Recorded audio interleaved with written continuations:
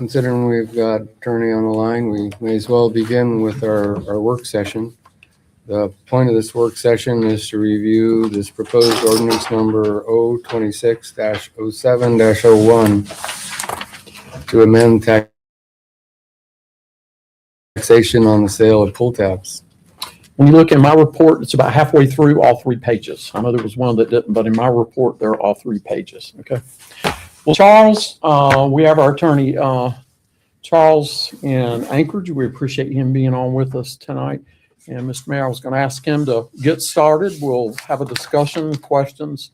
But Charles, I'm going to go ahead and turn it over to you. All right, good evening. So, as council is aware, this has been discussed, a few times. The ordinance in the packet, there's actually a slightly revised one that basically doesn't have highlighting, but that's not a big deal for work session purposes. The basic idea with this ordinance is that it would change the basis for sales tax on sale of pull tabs to the ideal net being essentially the taxable basis. So for practical purposes, that is like the equivalent to the selling price for the sale of pull tabs, rather than, the face value of $1 or $2 or $5 or whatever the pull tab is. It is, functionally accomplishes the goals of the draft ordinance that council had looked at like a month or two ago, but that my office thought there were some problems with, just because of the way it was set up. There was some discrepancies with state statute, and it was much broader than it needed to be to essentially change the tax basis for pull tabs. My understanding is that council generally has a pretty good sense of what this would do in terms of the way it would change the way pull tabs are taxed. I answer any questions. I don't know that I have too much more to say about the function of the ordinance. Mark? I had a few questions for you, Charles. This is Mark. Just a couple of clarifications.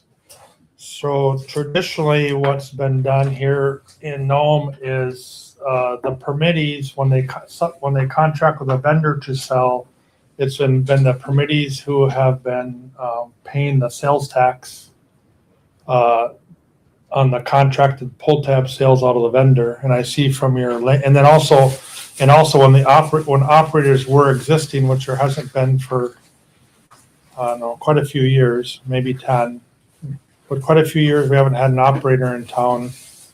But just wanted to clarify where it says permittee vendor operating, conducting charitable business and acting as a seller shall register with the city, shall register with the city clerk prior to selling pull tabs. That's just to get the permit. And also, I think I saw somewhere later on about them paying the pull tabs. That was in tax on pull tabs under 1710-045A, or refers to all 3 as well. And just wanted to see what you thought about who's actually paying the pull tab tax, whether it's a registration thing, collection thing, paying thing. I was wondering if you had a chance to look into that aspect of what has happened normally, and if you had any insight on how you would see this happen. Sure. So, I think that the short answer is the pull tabs, is responsible for collecting and remitting the sales tax. So, if the actual sales are being done by, the vendor, not the operator, then, that's the party that'd be responsible. So, I think that the way to look at it, and certainly if I need to make some changes in next draft, I will, but,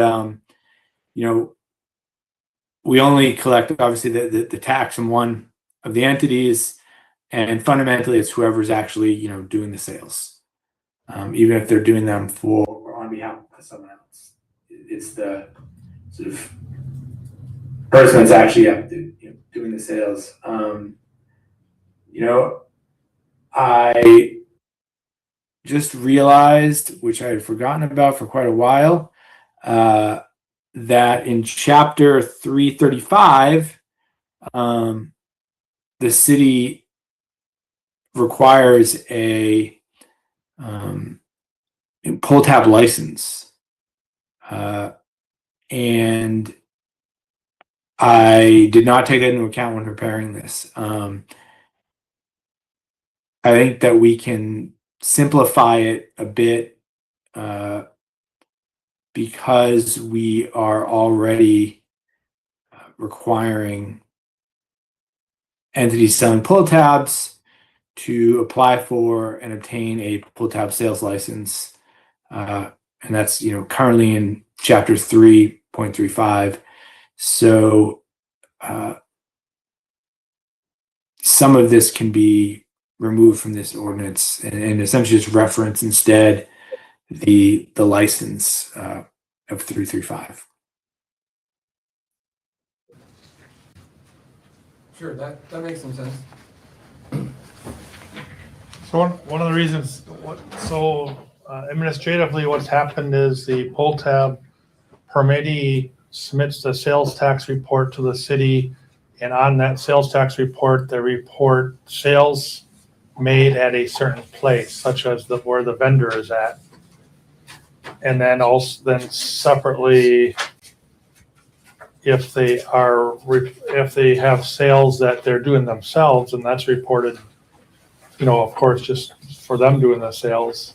And the reason it's been done that way is because the state only allows, traditionally, the sales tax has been collected as part of the sale tab price, because administratively it'd be difficult to collect 6 cents, say right now presently 6 cents on every pull tab sold at $1 a piece.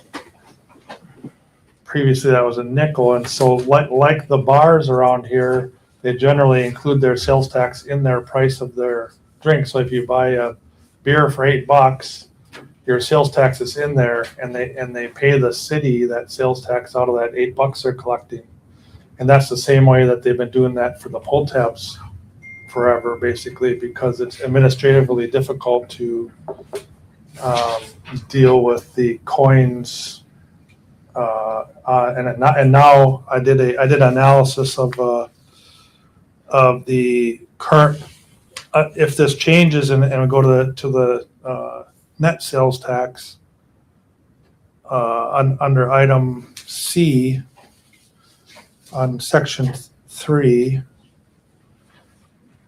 No, item B on section 3. It says that the seller will apply the applicable sales tax percentage of the ideal net divided by the number of pull tab units in the series, and shall collect set amount from the buyer. And I took 4 kind of common pull tab games, came up with the ideal net.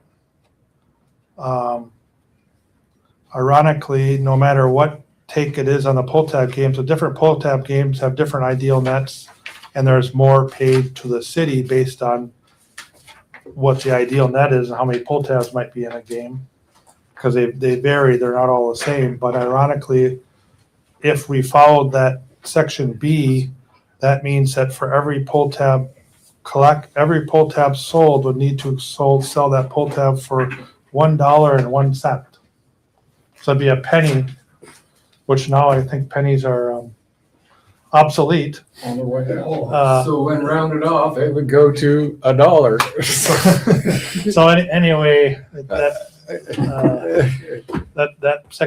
section B is kind of problematic the way it's written. Yeah, and Councilor Johnson, I think that you have identified one of the challenges and problems overall. And, both in terms of amending the code, but also the effect on the city's finances and everything else. And that problem is that right now, to comply with the city's code, if a person sells a $1 pull tab, they should be charging $1.06 for it. There's nothing in the code that exempts pull tabs from the requirement that the tax be added to the selling price and collected from the buyer. And now I understand that has not been followed. It has not been followed for years. I believe, I haven't had time to really dig through our files.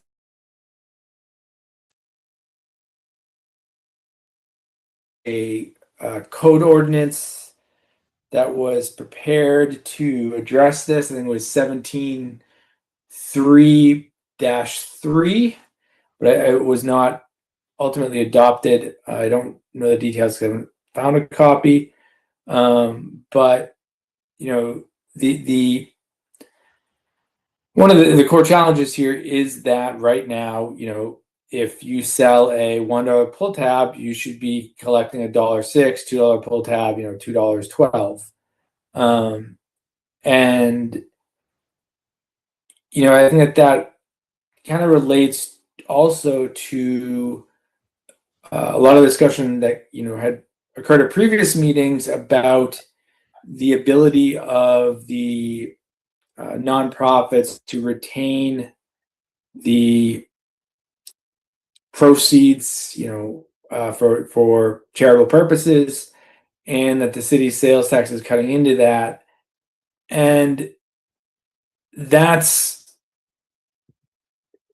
accurate insofar as the sellers have not been properly following the code and collecting the tax, right? So, if all of the pull tab sellers were to follow the code as it currently is, the city sales tax would not reduce at all the funding that goes to the nonprofits through the sale of pull tabs. And there was discussion at one of the earlier meetings this summer or maybe spring, that essentially the city's tax ends up kind of eating up like a third, I don't remember the exact number that was used, of the proceeds that are then supposed to be used for charitable purposes.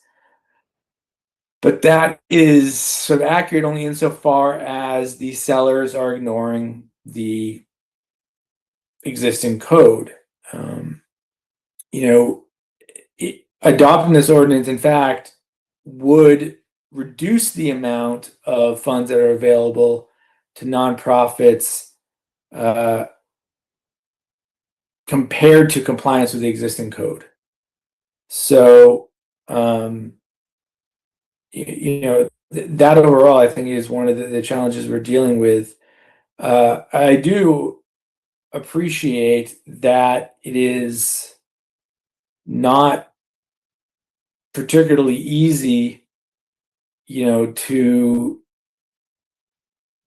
charge $1.06 or $2.12 or $5.30 for a pull tab, right? Someone puts down a $10 bill, they want 10 $1 pull tabs or whatever it is. And the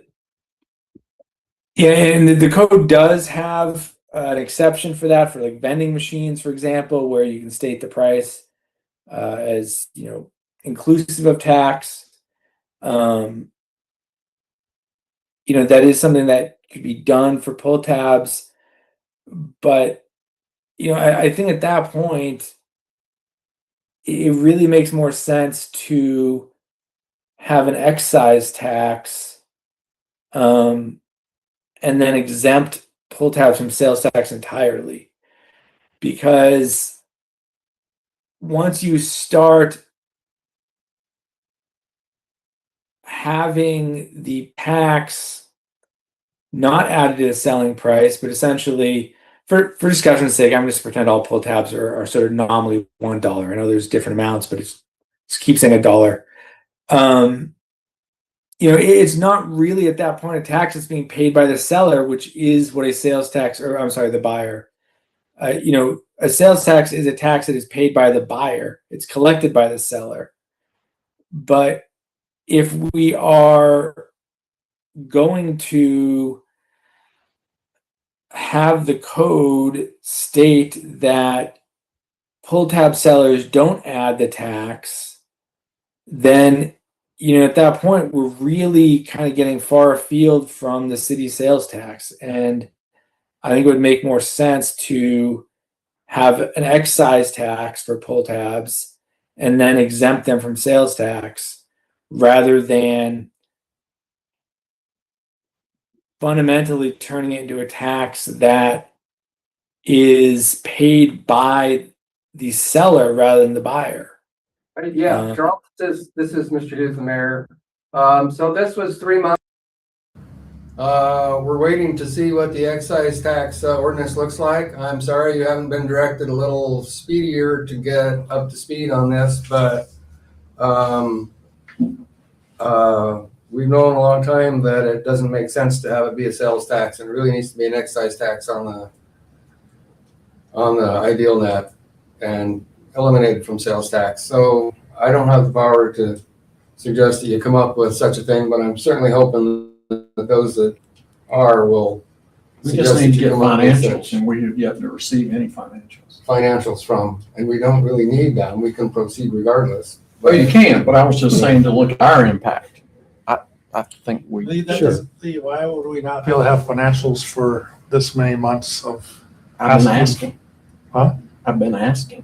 Well, all we're doing is Nikki's online. We've kind of made our guess of sorts, because we're finding out a lot of the records are not accurate, or reports haven't been made, and that's based on the state.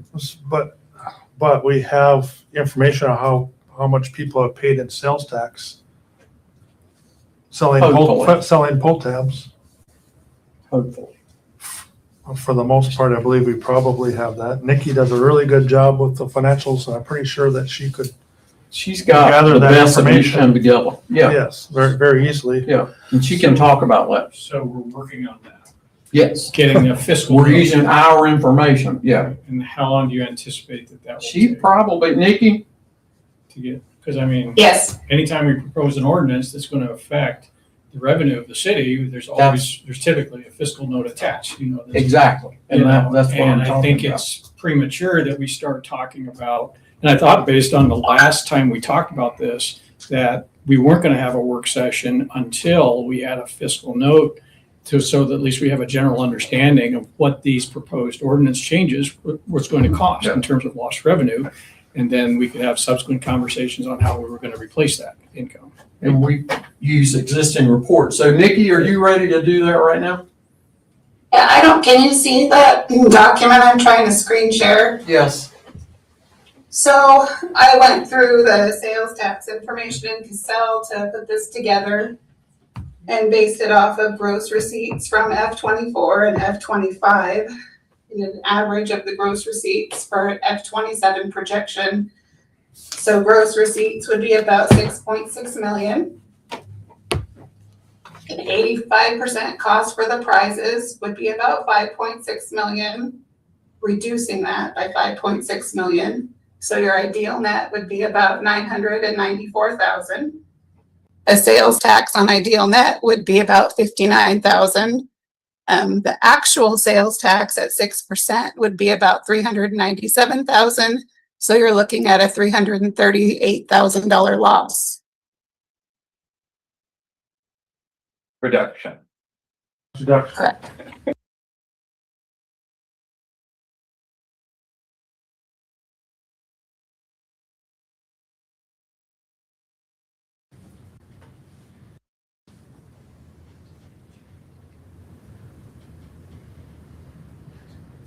With the information we have, I think that's about as close as we're gonna Yeah. get, seriously. And some of the what Yeah. I think people had kind of telegraphed forward is that they thought it would be like 330 or something. That's, we were using 350 before, but she's a little closer, but I'll still say 350.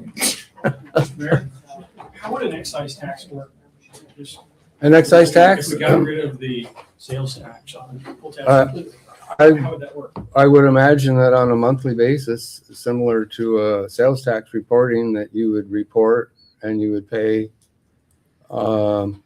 based on the monthly, we guess we give quarterly reports to the state, but we could use that same format in a monthly report to declare the sales, that the series that had sold, and to their ideal net, and to pay the tax on them. So it would be a 6% excise tax on the ideal net to replace the 6% sales tax on the ideal net. Right. Right? Right.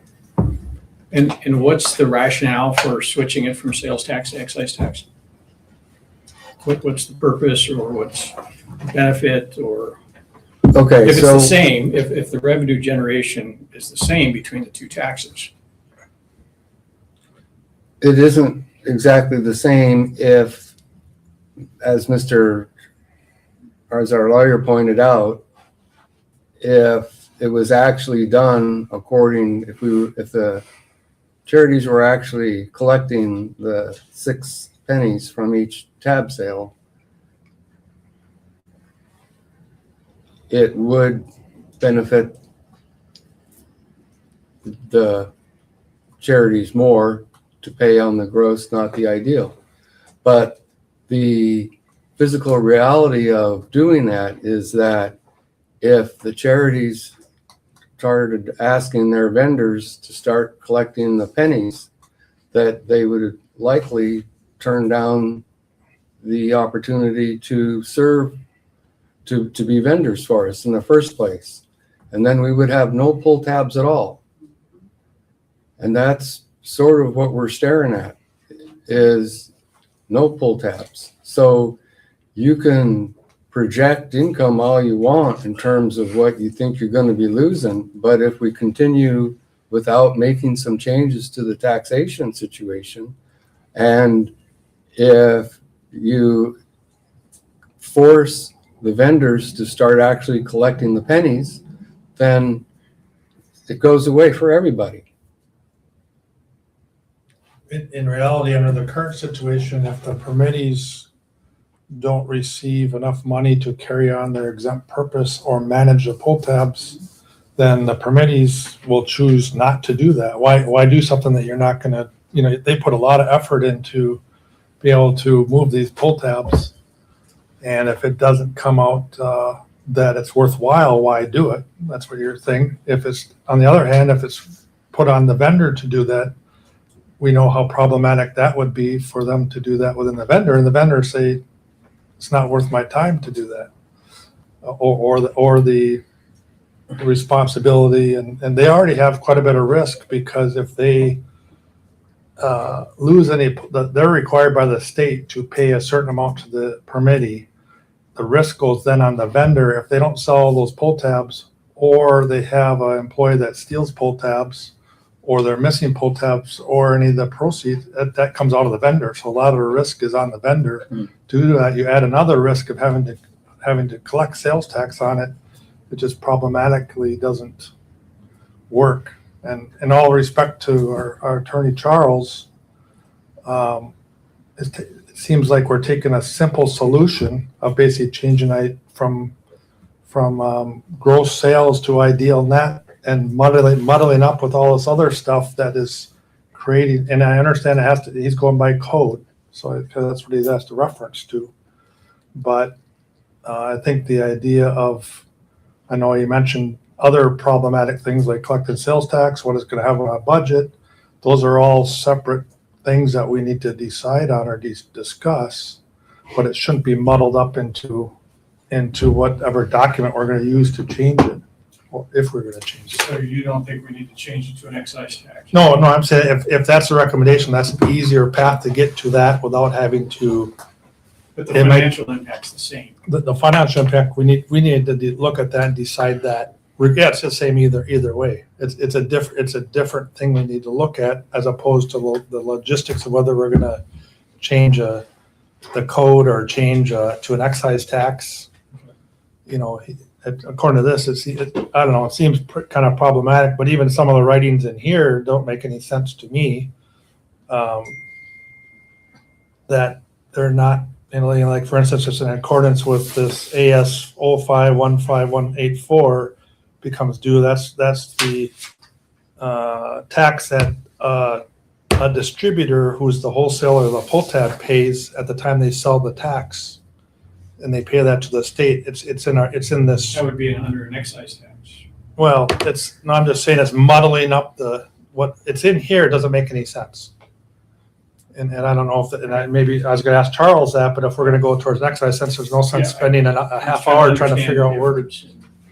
Between an excise tax and a sales tax, and why would it benefit anybody to change from a sales tax structure on, say, an ideal net to an excise tax on an ideal net? Does it change who pays the tax? Not legally, but the point here is to bring accepted practice into legality.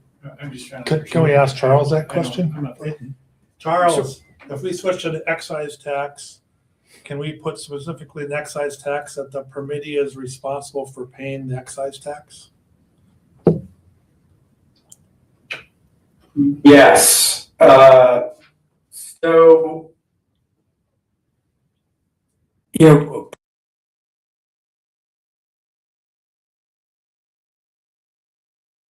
it's AS 05-15184, imposes a 3% excise tax, on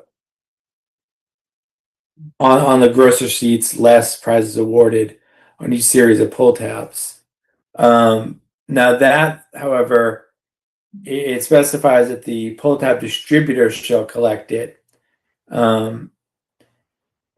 But, you know, if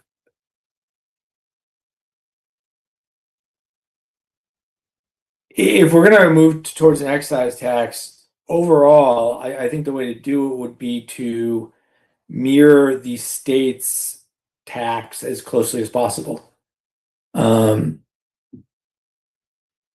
Because I think it'll just be easier for everybody. You know, it is a established part of the pull tabs, and essentially if we are just piggybacking on that, I think it would just be easier. You know, in terms of specifying who pays it, I mean, yes, the city can do that.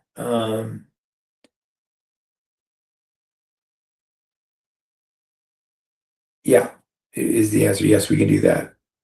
The excise tax thing, at least for me, is handling the issue, and I'm just trying to understand it. So if I walk in and I want to play one pull tab, I don't even know if that's possible. How much am I going to get charged? Right now? $1. $1. And why is that? Why am I not being charged $1.06? Because the time it takes to make that 6 cents change. Okay. So there's not any legal reason No. or restriction. It's simply It's the simply vendor vendor efficiency convenience. or practicality And customer convenience. and customer preference. Sure. Oh, I get it. Can you, and again, I know very little about this. I used to ask Paul every time I had a question about pull tabs because he was a pull tab expert for the chamber. But so how do most people pay for pull tabs when they play? Credit card? Cash? Cash. Can you use credit card? No. Oh, you're No, legally restricted from, you can't? right. You have to pay for them before you play them. I understand that. Right. Can I, if I want to go play $100 for the pull tabs, can I use my credit card? No. Because Because- state law Right. doesn't allow you to You do that. can You pull need- $100 of cash out from your debit card and use that. Okay. That's what they do in the city. Right. Is they have you take a cash withdrawal out of your card and go play the pull tabs. So you can't just, so you have to provide change, or the For vendor currency. would have to theoretically provide change if they pre-collected. Mhm. And that's not feasible to charge whatever it is. Vendors- $5,000, $6. Yeah, vendors aren't collecting, They don't want to do that. yeah, they don't want to put They don't the want to have a coins. change. It's, Same reason they charge a set amount for their drinks. their whole drinks are planned to do with currency so that, or maybe 50 cents, but that's, I don't know. I haven't been out for a long time, so. And the argument is that every time the sales taxes increase, the nonprofit share becomes much less. And I think that's, you made the argument that right, it's not and- really a 1% increase in sales tax, it's like a 10% or a 20%. well, from the 20% in this case, going one more, adding to 5. But again, that's only because that the tax is being handled that way. If it was done strictly according to ordinance and we collected the coins from the customers to pay the tax, then the charities would actually get more than if we pay it on the ideal net. But because of the problems with the vendor, trying to make them kind of arrangements, the charities would gladly give up that extra money to be able to just pay a tax on the ideal net. And an excise tax is so simple and easy, it seems to me, as I look at things and have filled out bingo paperwork, pull tabs paperwork. It's just cleaner, simpler, and I don't understand why, in terms of discussion about which way to bounce, it's taking quite so much of the discussion, because it's the trying to do it on a sales tax basis is really a difficult situation. So forgive the question. Sure. So in the for-profit world, when you sell something, whether it's a service, groceries, fuel, whatever, sales tax is charged typically, I think it's in the ordinance, Mm-hmm. based on the sales price, right, of the good or service, right, on the sales price. And that's the way that sales tax is currently applied to pull tabs, based on the sales price, right? Right. And if we make the change, and I understand the rationale, we would essentially be charging sales tax now on the net profit, if you will, of the pull tab, as opposed to the sales price, right? You just, Okay. and that my question is there any other good or service sold in Nome of which, the buyers are charged sales tax on, in which the profit or the net margin, or whatever term you want to use, is only the sales tax is applied to that instead of the sales price? And that's my question. And again, I'm not for or against this, I'm just trying to understand it. We would essentially be now charging sales tax, not on the net sales price, like every other good and service in Nome is, but on the net profit or gross profit. Right. But What? I have a question for you. Is there Sure. any other good and service in Nome that's sold where the state mandates the payout of the cost of the goods to the vendor that's selling That's it? a fair point. Right. That's a fair So point. it's the only. Well, I mean, we do you're have saying the audience state, here. well, hold on just a second. You say that the state is limiting your ability or the net profits or the operator's ability to charge more than $1 per pull tab game, right? But we just heard you can do that. You can charge more than that, according to Charles. It's just the vendor's preference for efficiency, practicality, that they can't charge more than $1, right? No, they're still charging $1. They're just collecting the sales tax on top of $1, so they're still charging $1 for the good. Okay, I'd like to hear from Paul. Scott, to answer your question, if I go over to Grizzly and I buy 100, Paul, come I'm on. sorry, you're right. You want everybody to hear you. Yes, I appreciate that. Thank you. Sound profit. Yeah. All right, my name is Paul Costo, Kosto is how that's spelled. So if you go over to Grizzly and you buy 100 2x4s, you're going to pay 6% tax on all 100 of those, correct? Right? So now let's say you return 85 of those. You don't need all 100 of them. It turns out you just needed 15 of them. Do you get your sales tax money back? Or does the city keep that sales tax on the $100? I do know the I answer. assume you get it back. That's called ideal net. That's how it works. No, because we're required to give a refund. So does Charlie give away those other 2x4s? He sells them again. Of course. Yep. He doesn't give them away as a prize. Yeah, but me as It's- so me as the charity, I'm required by law to give that refund. It's a refund that we're giving the players. So the money was never ever going to be the The charity. state mandates the payout based on whatever the game is. That's a way to word it. Yeah, I mean they approve the payout. But do they say to the operator or to the permittee, you can't charge more than $1 Yes, for that game? absolutely. We can't charge more than I $1, thought we just but you're said talking about from- collecting tax, which is different than charging a different price Okay, for the so- item. So there's nothing in state law that says you can't charge $1.06 for that $1 pull tab. No, there's nothing So that says you you're can't collect collecting Sales tax. tax, just like, There's a different wording. It says you can't collect tax, but I can't charge $1.06 for it. but you can collect the sales tax on behalf of the city. Yeah. And there's nothing that says the vendors But- can't do that. But It's you just got to remember, simply- I had and to give a get it, refund. I'm there's no required to fees. give a refund. I don't get to keep that $8,500 on a 10,000 ticket game. It's about $8,500 of them. But you don't get to keep the 2x4s either. But so just to understand how we get to, but I'm not required to return those 2x4s. I can keep those. But on pull tabs, I'm absolutely required by law to give the $8,500 back. I get So it was your point. never going to be profit, ever. You look like you're ready to jump into this. Well, yeah. I think there is something unique about the category specifically of games and skills and chance. I mean, and that's what pull tabs are. No, there's no chance. Zero chance. It's a guaranteed payout. No, but I'm just telling you. Yeah, but so when we're trying to make This is why Scott calls on me. Yeah, those comparisons. So to me, just in the conversation here, I'll say it seems like, right, we're having some discussions about I would think we should focusing more on what we're trying to potentially achieve, and then whether it's in the form of a sales tax change or an excise tax. But just my little pea brain here. And so we're looking for something that taxes the ideal net that's paid by the permit, and something that was in this ordinance that it was on a quarterly basis is when payments would be made instead of a monthly basis. And that's probably more of a convenience for because there's reports that have to be done. Does Nikki have any comment about, is that problematic about having payments made on a quarterly basis, like at the end of the year? Does everything work?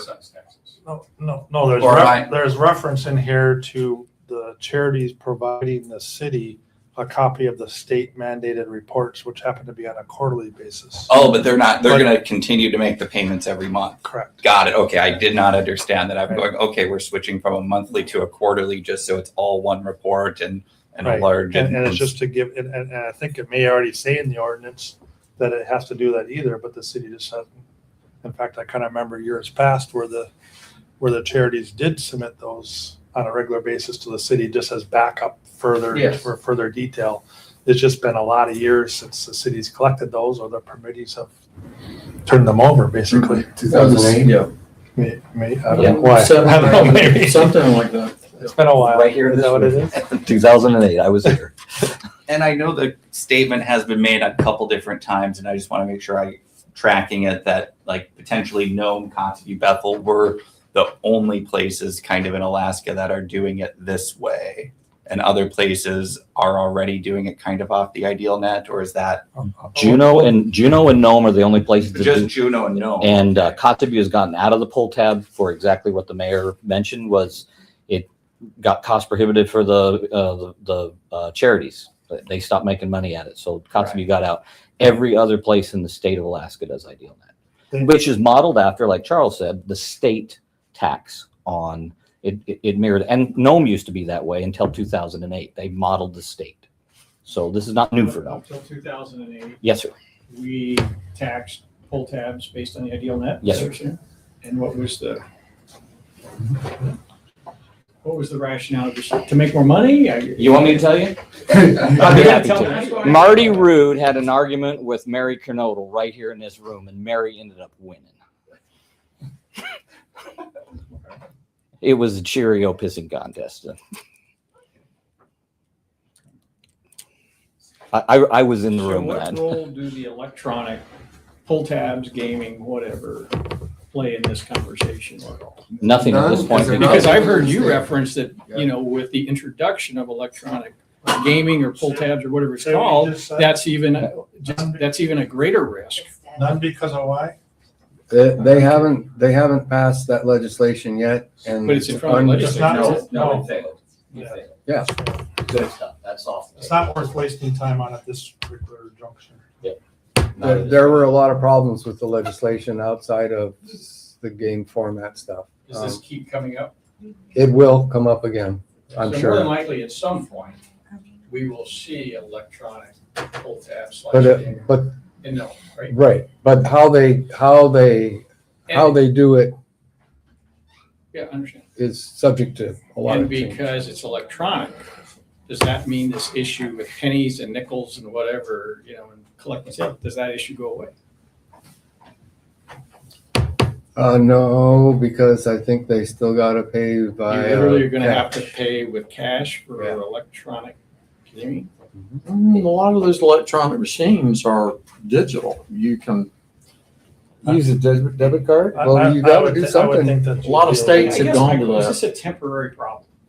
Is this a temporary issue? Ideal net. No, in terms of the vendors not being impractical It's always been that way. to collect the additional sales. For the life of pull So that tabs. their take or percentage of that ideal net remains the same regardless of changes in the city sales tax structure. Yeah. Because that's typically what businesses do. When the sales tax, their margins remain the same. Yeah, the vendor's not gonna want to pay 6% on a refund. He's refunding stuff. He's not gonna want to collect and pay that 6%.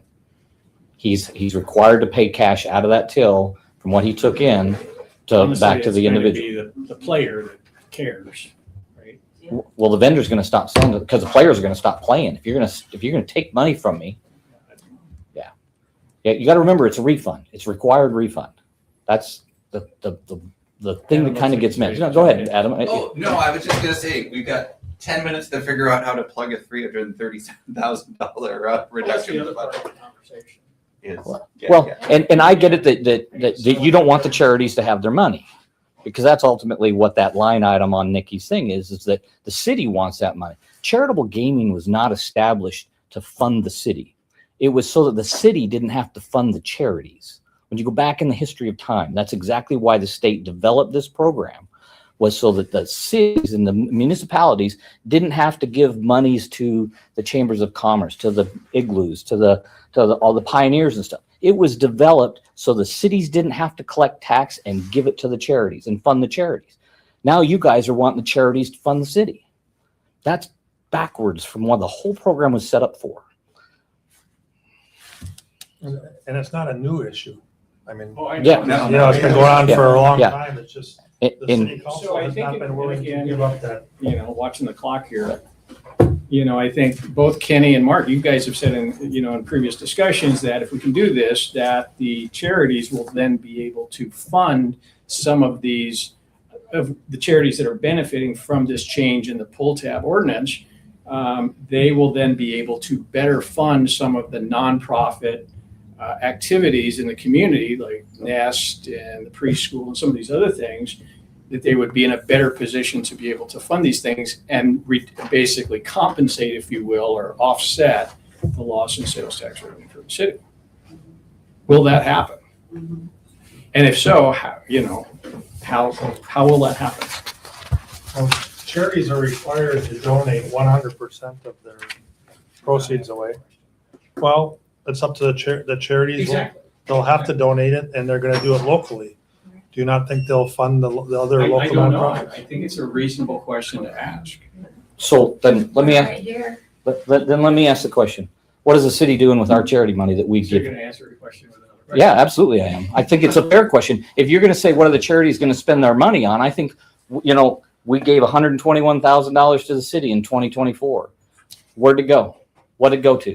And there's probably an answer because there's a budget and we can look at that. But we don't have a say in where that money goes, just like the city won't have a say in where the money goes for the charities. But you got to remember the charities, this whole program was set up for the charities to have that money. If you want us to stop doing pull tabs and then the cities have to find a way to support those nonprofits, that's an ugly mess. That's the reason the state set this up. I get that it's an unpopular question to ask, but I think as council members who are responsible. and I agree with you. Just with the fiscal sort of stability of the city, and this year, we literally we have a balanced budget for the first time in 4 years? Yeah.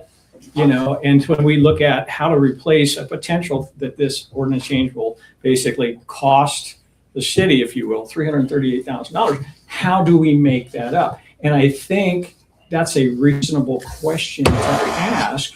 And so is there room, and again, this is a question, I'm just playing devil's advocate here, is there room for the charities or a willingness to say, okay, we look at what the city currently funds to these various nonprofit services that are, good services and necessary services for the city, we'll step in and help with these things. Is that a reasonable expectation Absolutely. for the city? I think so. Okay. So, and I would ask this in 2008, did anybody ask the charities what they were going to do with their shortfall? I have no idea. I doubt it.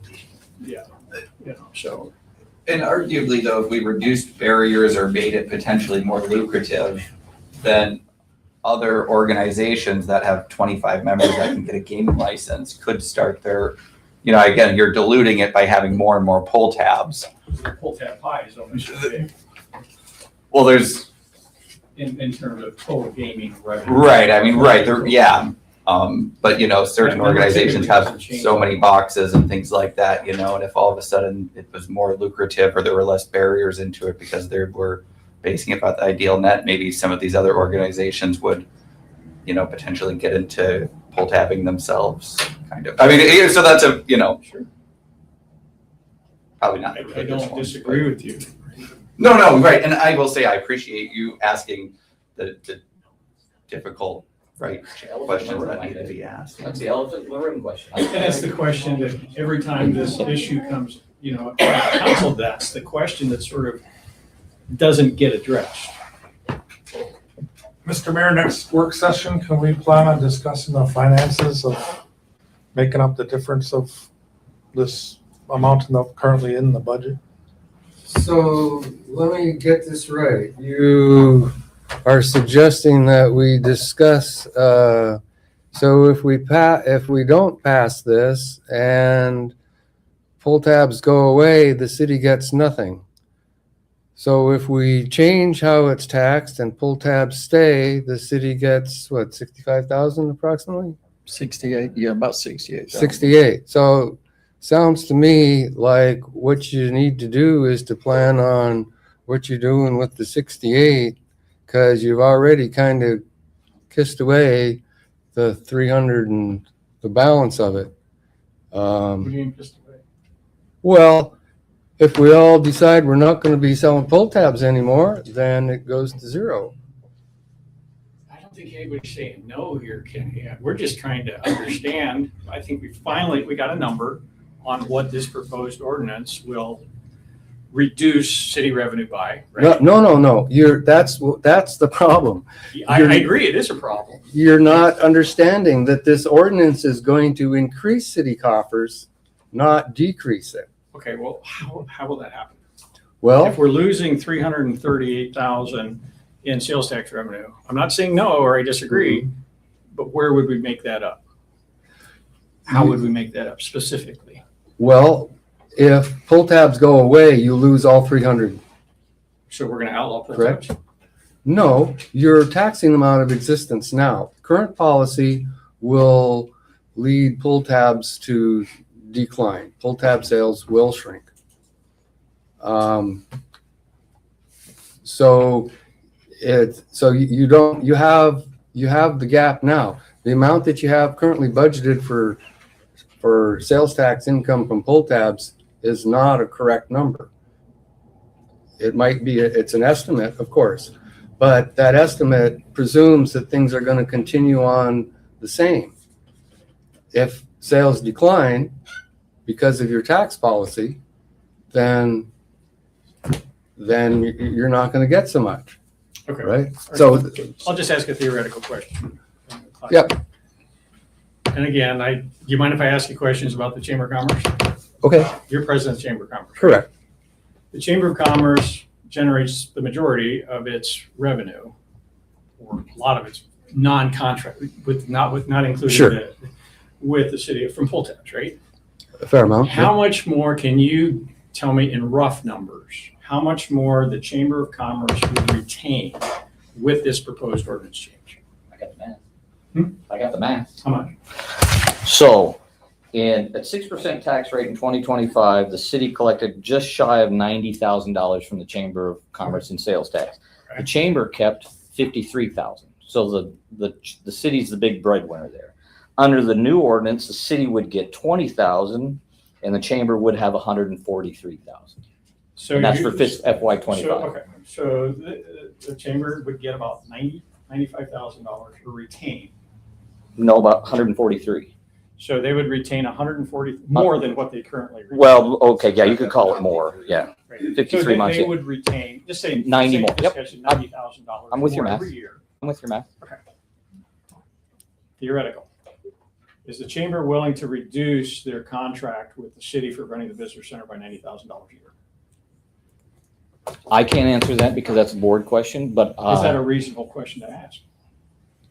how about if we fund some more in the rec center or the swimming pool and get more swim coaches or something like that? I mean, to Mark's point, the charities are going to have to choose that anyways. And that's the way the state set it up, is so that the charities choose where that money goes. I think you get my point. I'm just, Yeah, but we have here, laying here, it didn't get part of the packet because it was maybe late getting here or We whatever. just got them today. Yeah, there's 3 letters There's explaining. 3 what- letters, And you have all, those. all 3, I haven't read the 3. Yeah. They just got handed to But- us. Were they in the packet?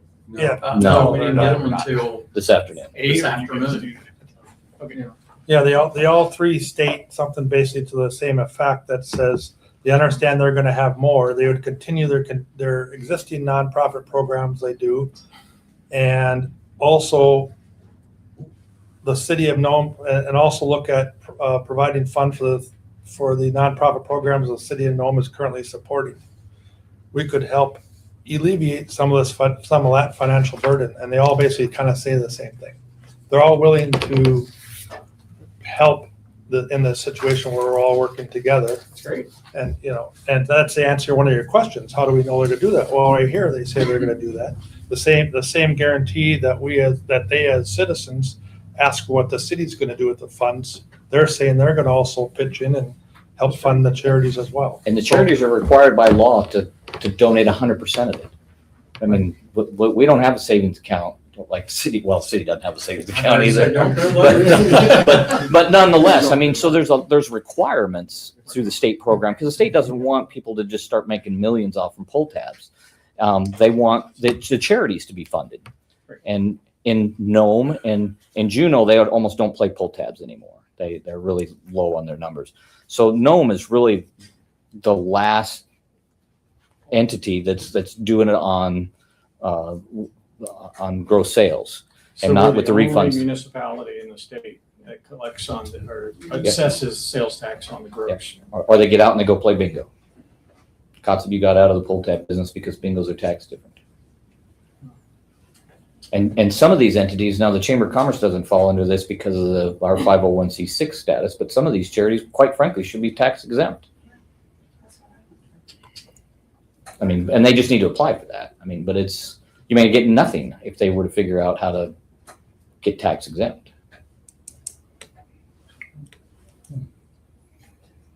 I don't disagree with any of it. And I don't I'm just disagree with the trying to- question. You got good questions. I'm just trying to understand how this affects the city, and, you know, it affects it by like $338,000. And how do we make up that difference? I think is a valid question. Well, I don't run the city's budget, but you run it two ways. You work on revenue sources and you cut spending. That's how you run a budget.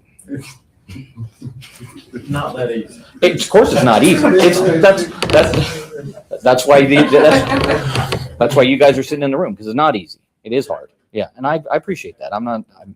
But that's how you do it. This issue came up when I was president of the chamber. It did the whole time. It just never made it to here. I'm teasing. Yeah, no.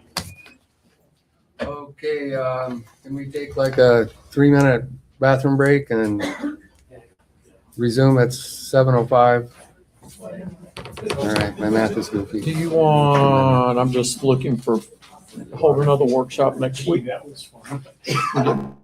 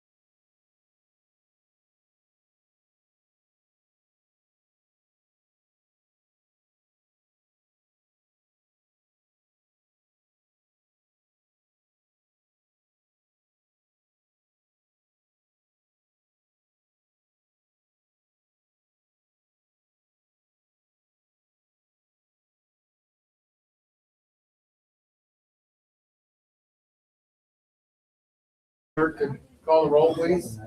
Councilmember Green? Here. Councilmember Henderson? Here. Councilmember Johnson? Here.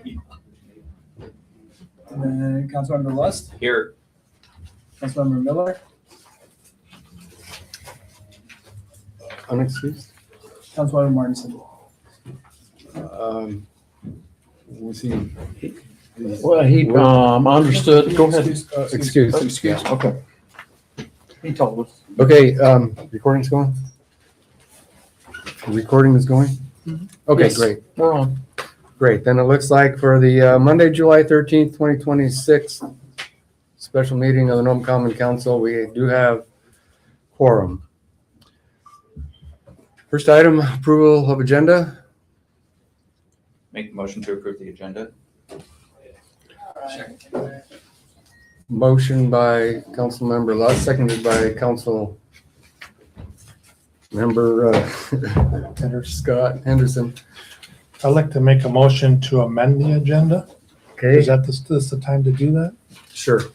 I'd like to make a motion to amend the agenda to add item D, which would be a notice from the state of Alaska for the beverage, transfer of a beverage dispensary license from Crier Inc. to Darwin Properties, for the Polar Bar. And Under secondly, communications. under communications. And secondly, I'd like to add a adjustment under new business. We currently only have one for Emily Stott's animal services contract. And I see the city manager does have the new bowling alley lease in there. It's a substantial lease, and I'd like to add it under new business for commercial lease of the bowling alley restaurant area under new business. So this is a public notice. All right. That's a question. That doesn't require council approval. Is that correct? What's that? The list that you want added to the agenda, it's just basically for information purposes. That, some Correct. questions, I think. Correct. Okay. Yeah, it's already. It's already a been signed lease. executed That's correct. and approved by city Yeah. manager. Same as the animal services, I believe, Yes. right? Yep, exactly. Okay, I'll second that. all right. Motion by Councilmember Johnson, seconded by Councilmember Henderson to amend the agenda. Any discussion on the motion to amend the agenda? Hearing none, call the roll on amendment. Councilmember Lust? Yes. Councilmember Green? Yes. Councilmember Henderson? Yes. And Councilmember Johnson? Yes. Motion carries. Now on the main motion of the approval of the agenda. Any discussion? Hearing none, we call the roll. Councilmember Henderson? Yes. Councilmember Johnson? Yes. Councilmember Green? Yes. Councilmember Lust? Yes. The agenda is approved as amended. Thank you. Next item before you is approval of the minutes from June 6, 2026. I'll make a motion to approve the minutes. Motion by Councilmember Johnson, seconded by Second. Councilmember Green. Any discussion on the minutes? Clerk may call the roll on the minutes. Councilmember Lust? Yes. Councilmember Johnson? Yes. Councilmember Henderson? Yes. And Councilmember Green? Yes. Motion carries. Minutes are approved. Next, item A under communications, June 8, 2026, letter from Coeric Inc., Ray Seabed Mining and Federal Waters. Item B, July 2nd, 2026, letter from NSEDC, Ray 2023 Community Benefit Share. Item C, July 2nd, 2026 letter from NSEDC, Ray 2024 Community Benefit Share, No Winter Sports and Checkpoint Youth. Under communications, item D, June 22nd, 2026 letter from the state of Alaska reference transfer of business regarding beverage license and restaurant. Yes, we got this today, which we appreciate one of the councilmen getting this over to us. It's June 22nd, 26. there has been an agreement between Darwin Properties and the Criers. And the state saw that as sufficient for some time period. So we really have not had to, and I'm looking to deal with it since they had the agreement. But now that agreement is moving forward, whereby the licensee will be Darwin Properties. Now, you do not have to approve this. However, council does, is not required. You are given the opportunity to object. And in this case, we have no objections as an administration. So I'm recommending we would send a letter, stating that we have no objections. That's all we have to do. And this will allow the person trying to get this done to move faster. So we're not holding them up, quite frankly. Isn't this just like a renewal? No, because it's changing names from the Criers to Darwin. Transfer of ownership. Yeah. We've seen transfers of ownership Yes. before, and I'm Tradi- fine if a letter helps. Yeah.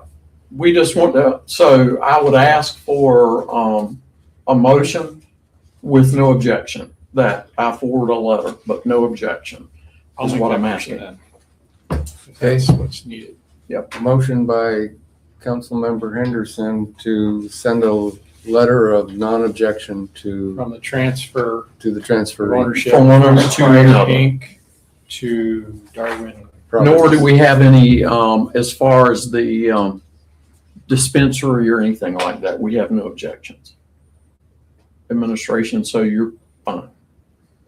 I'd Yeah. second that. Okay, seconded by Councilmember Lust. Is there any discussion on the, Again, this seems just like a renewal that I think we see it for Yeah. every liquor license in Nome every 2 years. If we have objections, we register those objections. If we don't, nothing happens. But I'm fine with, if this is. We're just trying to expedite for the businesses. Traditionally, the council has not taken action. It's more of a public notice that this is Yeah. happening. If there was somebody that was concerned about something, they could bring it up to the council and we could either state that to the state or not, or it gives them a chance to put their objections to the state themselves. It's more of a public notice thing through the city. Yeah. So typically, we haven't needed to make a motion, but But we're doing it this time because, I don't think, personally, I don't think we Because- need one, but. Well, Personally, I don't think we need one, but. Oh. But. I said in City an manager email asking today, for one. better safe than sorry in this case. This is not a typical case of a beverage or pour license. So we're just saying better safe than sorry, to at least say we have no objections. And that was the state's recommendation when I called this afternoon. Okay. They said, just do that. so the There's no state is problem. recommending Yes. that we pass this motion or resolution or whatever. They said we would consider it, and it probably was a good idea, because this is a little different than normal. So I told them I'd bring it to you tonight. That's fine. Okay, thank you. is there any further discussion on the motion? Go ahead and call the vote. Councilmember List, Yes. Councilmember Green, Yes. Councilmember Johnson, Yes. Councilmember Henderson. Yes. Motion carries. Thank you. Next item on the agenda is citizens' comments. If there's anyone that would like to make some citizens' comments, please come up to the podium, state your name for the record.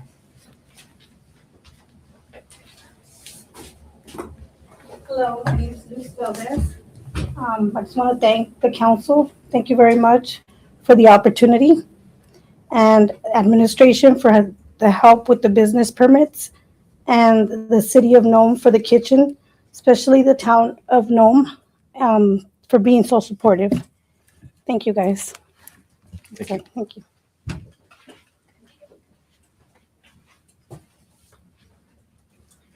Any other public comments?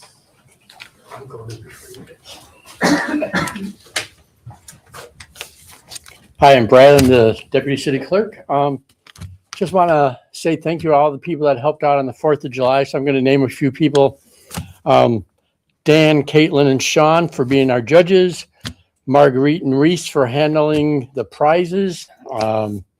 Wally, Brooklyn, and Elders Boley and McGuire for taping up everybody and getting everybody lined up very well.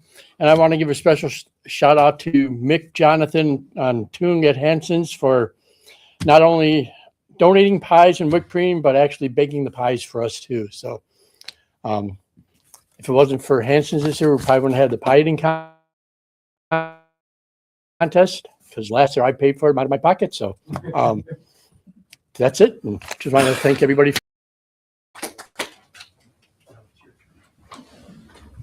Any other public comments? Citizens' comments? All right, thanks for the opportunity to speak. I'm Ashley Earp, and this is Billy Miller. And we just opened Booth & Co. Cab. We are really excited, and we wanted to take the opportunity to thank the City of Nome and the Chief of Police. They were really supportive through the process, and it was all around an easy process for us to go through. So we want to thank them. We also wanted to bring to the attention of the council just some challenges that we've been met with so far in just our few days of operation.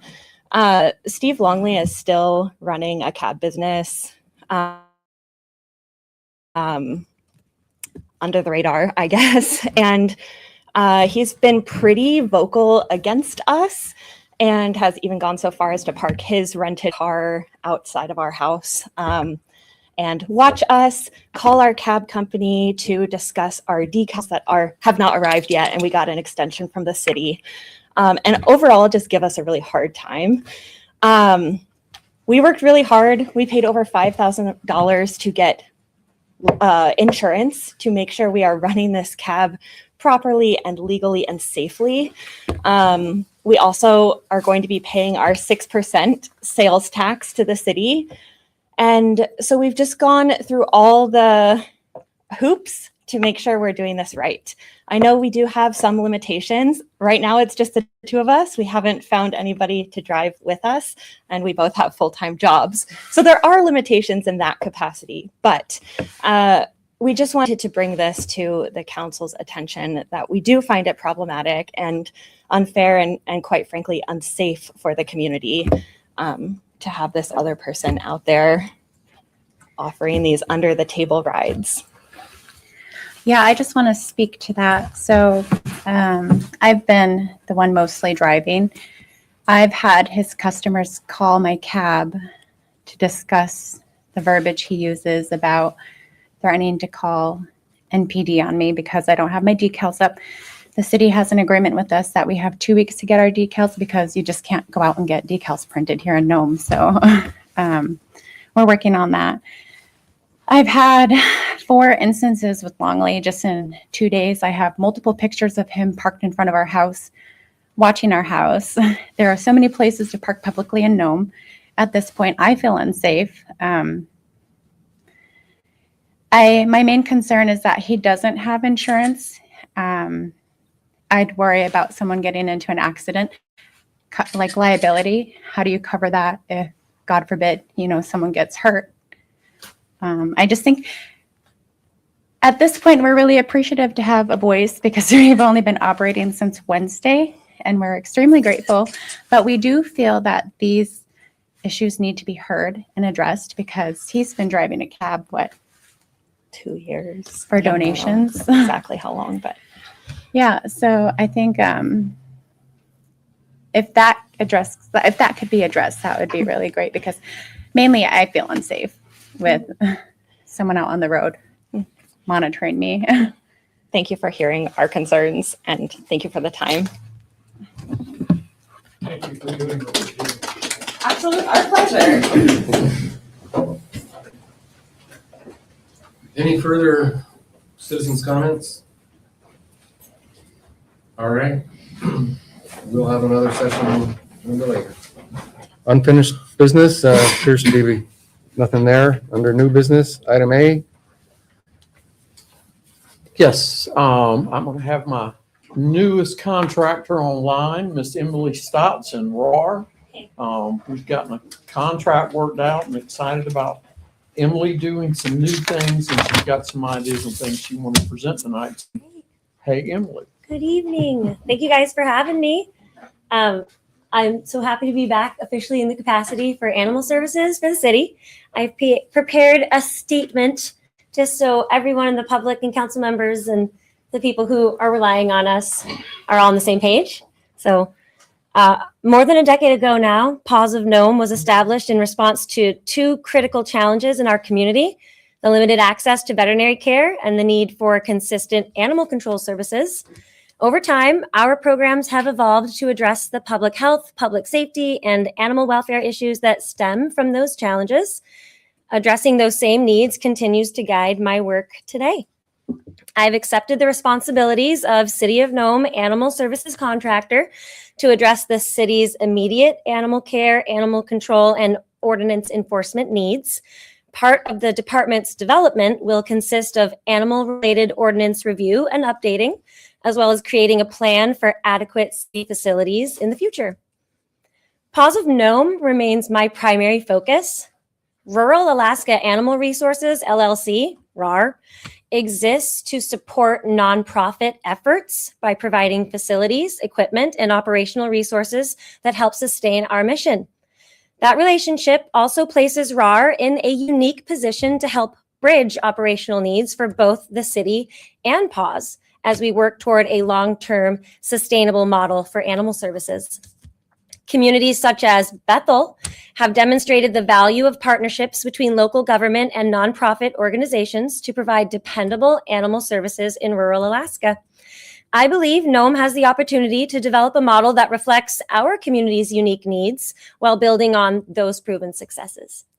My goal is to remain responsive to community needs and take the most responsible path forward in developing an animal services system that the people of Nome can rely on well into the future.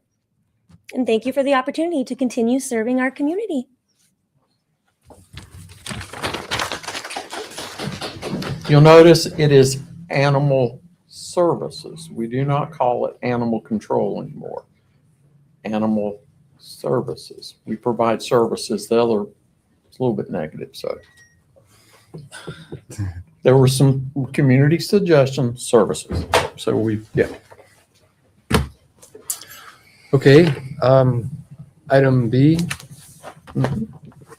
the lease.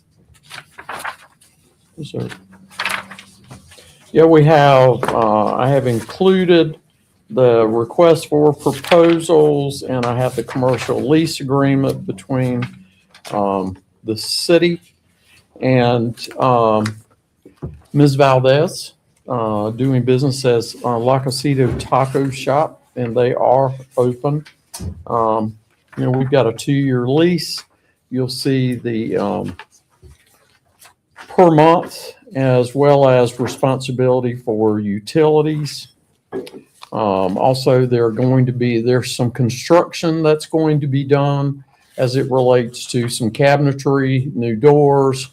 The entrance instead of the side will go to the front. So they are responsible for doing those at our direction. In other words, it has to meet fire code, all those kind of things. But that is at their cost. So that improvement was really needed anyway. So they've agreed to do that. Also, we had questions about Iditarod, and some of those events, they will not operate at those times. So it will be available for those large events, and it's probably a good time to take off anyway. So, we've been able to, get that worked out. So, it's nice to see another business officially open and hiring some folks. It was nice to see a couple of 3 people working. So, we did have May 15th was going to be the final, but we actually extended another week. In getting no responses at first, I did go after, and I will give you an example. Caribou Jack had some interest, so of course we called, but that is very intermittent. And it may be this week or next week, 1 day, 2 days. And finally he called and said, it's just not my thing. You know, I need more flexibility. So we understood that. There were a couple of cottage kitchens who came in and talked to me. They did not apply and I walked them over and let them go through and see. And it was too big for them. They were looking for a smaller situation, and we're not prepared for rent and utilities of that size. So, you know, I feel like we did everything we could. You know, could we do better? Absolutely, always. And Councilman Mark had sent us some questions, and very valid questions and concerns about those kinds of things. We did. They did submit a business plan, financials. We did the walkthrough, whereby we took pictures of, just like you would in an apartment, you know, was there damage prior? Was there, we've done all that. You know, and we did, you know, in securing, we did get 2 years financials. And actually one of the financial institutions they were working with called me just to volunteer to answer some questions for us. So I felt better about that they were willing to open up. But, you know, we're excited about the opportunity. And the bowling alley is a whole separate ballgame that we're discussing because of operations. You know, it requires pin setters and those things. So we're going to have like a sub-agreement, or even if they're able to do this, we're talking about that piece. So the bowling alley is not included Correct. in this lease. Yes.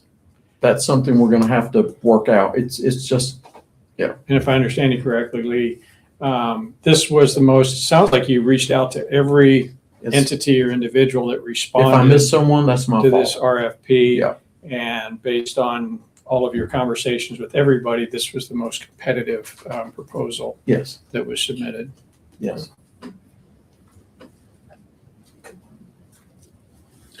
So a couple comments and questions I have is, first of all, I applaud that we are doing this. I think it's a long time coming that we lease out the bowling alley for this purpose, and it creates another business opportunity, and I'm all for that. The thing that I was trying to press on you was the one thing, it involves an employee and an employee spouse. And just like the other contract in the past, anytime we've had an employee of the city or even children of the city get hired by the city or do a contract with the city, we've had a public announcement under transparency to know that the city is doing this. And I think that that's a practice that we should continue to take back up again, as we used to do. And I think it warrants this. I think your answer to me was that the lessor of the thing was not a city employee. But on the business license, if the staff did their work, they would see that that the business is owned by a city employee and the lessor. We have this situation in other cases too. Yeah, yes, I agree. Yeah. And I get your inquiry. Yeah, Absolutely. we're a small town, and that's common to happen. I'm Sure. just saying that I think Sure. under transparency, the city should be notifying the public when there is a transaction that goes on, especially a substantial one. In both Sure. these cases, they're Yep. both substantial amount of money. That one coming in and one going out, but they're both substantial. Sure. And also the opportunity that we should do that as a whole. I guess the next, since we didn't really get a chance to review this after initially you brought it up and we said, let's put it out to bid and we'll bring it back, type of thing. How many square feet are we renting? It doesn't really say in there. Well, I have to pull that up because it's in that business plan, but I can give that to you. I just don't have it right here. Yeah.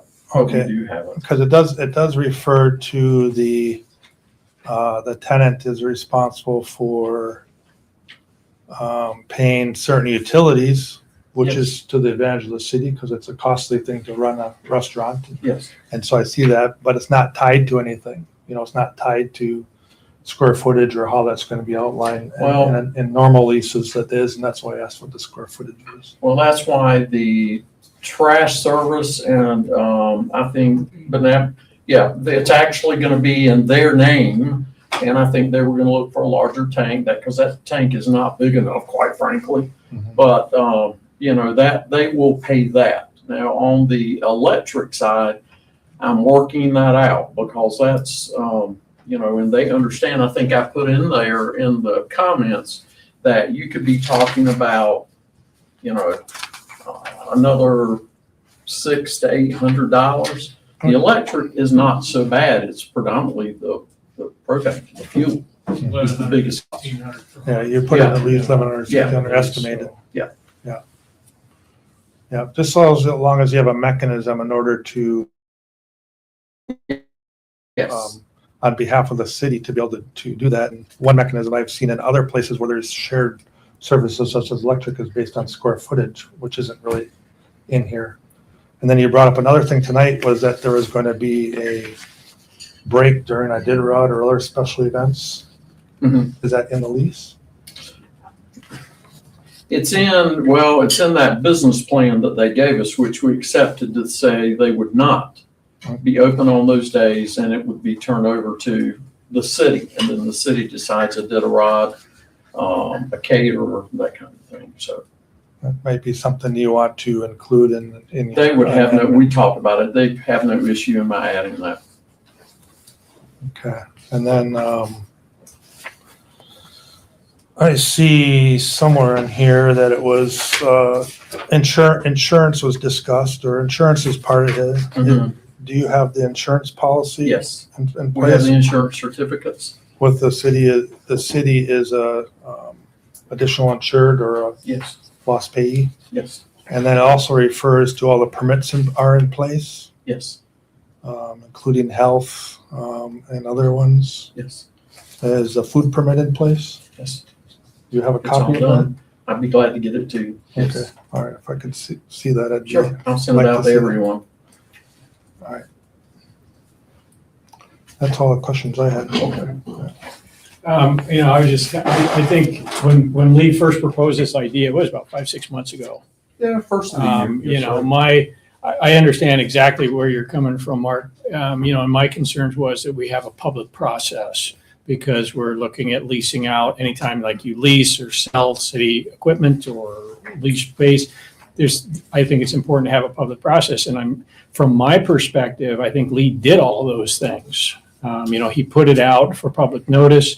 Would it have been nice to get maybe a higher lease rate? Maybe, I don't know, because we don't know what the square footage is.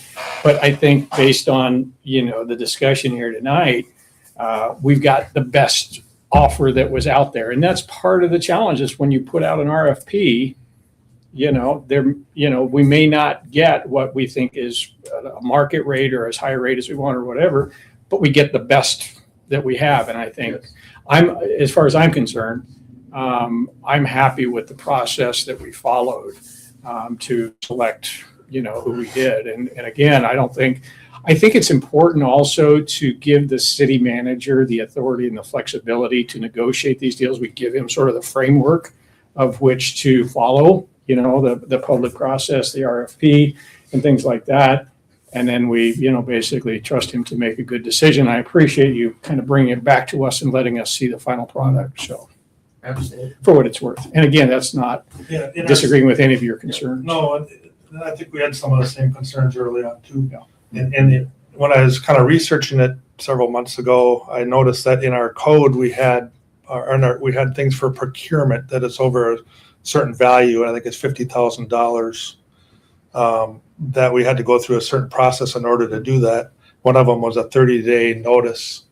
And I could not find where we have that in an RFP where somebody's paying us money, in this case, a lease. But it's something that maybe we should consider. But I think that it's also standard practice that we should do a minimum of 30 days if we're going to put something out that's substantial that affects the community. And we didn't do that. We initially went out for a short time, less than 2 weeks. And then Lee did extend it, but it still was, like he said, 3 weeks total. another 21 days. 3 weeks. I feel like we should make sure that no matter what we're doing, that we're giving the public enough notice in order to, or try to give the public enough notice, including in the newspaper. I know we did a bunch of flyers and We also did the newspaper. newspaper for adequate amount of time. so that people have a chance to see that no matter what it is. And that was mainly my thing I was harping to Lee about, was just process. Not necessarily, I don't care who absolutely. gets it, as long as they have the correct permits in place and they do that, you know. Yes, sir. We And can that's add all I some gotta steps say. to that. I mean, yeah, I mean, very good point. Yes, sir. All right. Okay. Anything else on that contract? If not, then we'll proceed to a utility manager's report. Not Is John on possibly? No. No, he is not. Okay. all right. Mr. Mayor, Sure. without a utility manager report for several meetings now, what is the status of the utility audits? We were told they'd be done in June. I don't believe we have them yet. We do not. And you had mentioned the last meeting, which was a month ago, that you would be meeting with the utility manager and utilities about some various things, including the audits. Were you able to get an update on that? I've asked the question, but I've not been given a date when they will be back. What type of, I know we have responsibility to have those. What type of power do we have if we cannot get them from the utilities? This has been going on for several years now, and we can't seem to get reports, either budgets or audit reports, and it's negatively affecting the community as a whole. It's negatively affecting the city on our audit reports. What can we do about it? Because it doesn't seem to ever it hasn't gotten resolved. It has not. We discussed with our attorneys based on things I was hearing from council. If it is, the wishes of council, we can, with the attorney, draft a formal letter based on ordinances and say, we're requesting based on these codes or standards, whatever they are, that they have to be adhered to, and here's our request. So I can get something put together and send you, but I would like the attorneys to help in drafting that. And if nothing happens from there, is there another next step? I don't know. That's why I want to get the attorneys involved. I'm really not sure. It's a very gray thing. Okay, Councilmember Henderson. Didn't it, one of the last meetings or the last time maybe we had a utility update, didn't John sort of lay out the timeline that, where we could expect some of these past due audits and reports that were due? Didn't he give us that?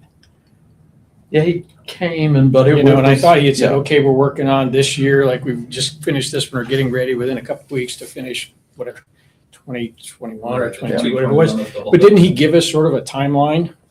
I thought he provided that, and I guess if he did, my question is, where are we with that timeline? I'd be glad to ask That would be again a formally. starting point, maybe, if, Sure.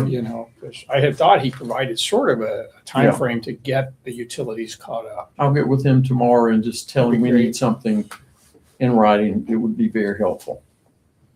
And I'll talk with the attorneys at the same time, because it does appear that there are standards, there are requirements that are supposed to be adhered to between NJUS and council. So, Yeah. okay, I'll go ahead and pursue that. Do we draft Starting a letter tomorrow. to the utilities, or do we draft a letter to the utility board and just express our concerns to them? That I think at this point we've extended every courtesy we possibly could for Okay. time and things. Let me talk with the attorney what the proper person to be sent to. I would assume it would be the chair, and then copied to members and the general manager. That's kind of what I'm thinking. And then we would, copy you guys or bring it as a communication. So if that's the direction I'll. All right, sounds good. Are we on the city manager report? We are on the city manager report. Or the question, did you need to cover your report first? No, I mean, I've, given it to you, and I know it's a lot, but this is the new format that I'll do once a month, not every meeting. Yeah, so that's part of it. No, is- I didn't have a chance to read the entire thing. Come on, I'm kidding. One question, Yes. regarding what is the status of the replacement or alternatives for the sound system here in this council chambers? Because I know I think when we were going through the budget, we talked about, hey, maybe there is some alternatives and we need to kind of hear what, this third party could possibly provide. We've had a third party say they could do, and I've asked for a breakdown of the cost and. Okay. Yeah. So we're still in the holding pattern on Yeah, that and I will tell you right now, even though it's not great, it is much better. for now. But some of it, for It's- now, it's it so still intermittent. needs to be replaced. Yes, it does. Yeah. It's got a little age on it. And yeah, maybe it wasn't put in correct to start with. But anyway, Whatever the that's reason. hindsight's 2020. But yes, sir. So we'll have a proposal at We'll some get a point in the near proposal. future that we can look at moving Yes, sir. forward on or whatever. Okay. Yes, sir.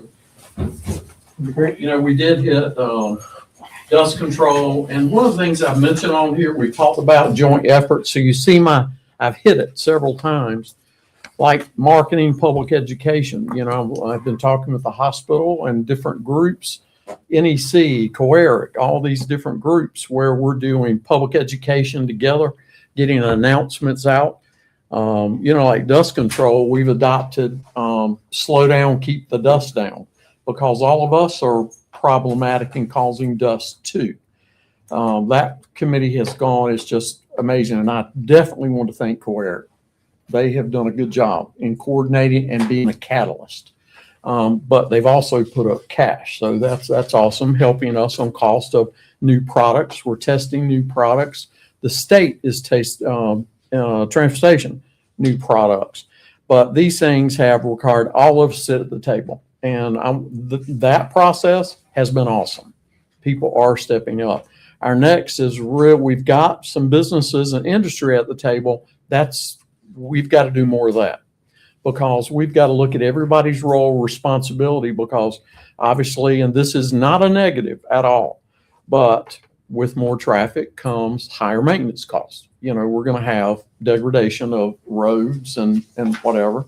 So we have to figure out how we do that, because that's going to take more money, more time, and people, because like I said, with more traffic. So maintenance, they've been looking at that, what we're going to need as part of this. The hospital is doing some dust control monitoring. There are actual machines or technology that will do that, because we need to know about that. You go to LA and you have a smog alert. Well, we actually can have dust alerts and heavy winds and those kind of things. And, dust does have respiratory impacts. It has impacts. Can I ask a question? Yes. When can we expect to see the variable speed limit signs out on some of these gravel roads in the city that, any idea on that? Whether they're Yeah. temporary construction signs or permanent flashing or? We actually have ordered the sign. Somebody help me correct. I meant Nome Eskimo is our Partner in this. And they, yes. like I said, they're the catalyst, but COERIC is still a part of it, but I misspoke. Yes. So thank you, Cole. We have ordered the signs. Are they here? We have them. Do you want to, if Colt, do you mind stepping up and just kind of addressing where we're looking at? They asked the question, and yeah. So, where we're looking at changing. Okay, so we speed have limits. for each dusty conditions, reduced speed ahead, 15, 20, and 25 mile an hour signs with temporary stands.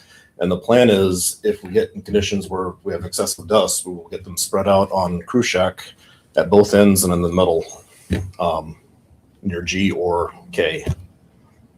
And so we're kind of catching traffic going in both directions and slowing it down to whatever is needed. We haven't needed them yet. We've been able to keep on top of it and kept the dust for the most part at bay. We will have to come back to you as we formally drop speed limits. We will have to come back to council, as I have recently found out, to say we're going to drop. Now, on state roads, that is there. They have to do that. The state has to give permission. So it's a little longer process, but the state's been great. Department of Transportation, they have been great. I will also say had some good conversations beyond dust control, but traffic speeds. And we partnered with Norton Sound for in front of the hospital and putting flashing lights, a pedestrian crossing. I'm very concerned about our folks that walk across the street, and that is, is it K? Khrushchev and Inn. And then in. But they walk across and stand on that corner. And there's heavy traffic coming through. Smoking area or something. Yeah. Sort of, but some of them are weight, so that's very dangerous. Yeah. So we're looking to see how we can curb that. But I want to thank Angie and the folks out there work, and we have some planners here from DOT.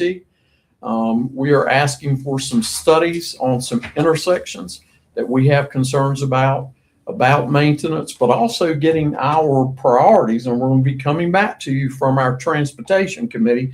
And Ms. Joy is helping me do that. And thank you very much. So I think Cole and Joy are kind of co-captains on that. But we've got planners coming this week to ride around with us and take a look at some things, put their eyeballs on it. And you have new planners in Fairbanks and Anchorage, but the STIP, the state long-term plan. Sorry, but I don't think we put enough emphasis on our transportation projects and get them in there. We have to show justification.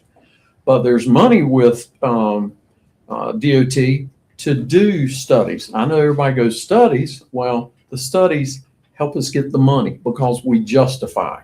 So, there's talk of, and I've ridden around with some of you, of what I will call the northern bypass. There is conversation about that. It's a long ways out. Is it needed? I don't know. But movement is occurring in development north, and we know that's going to happen. I will also say that Khrushchev is extremely busy. You've got the tandem trucks, so I'm getting a lot of calls about that.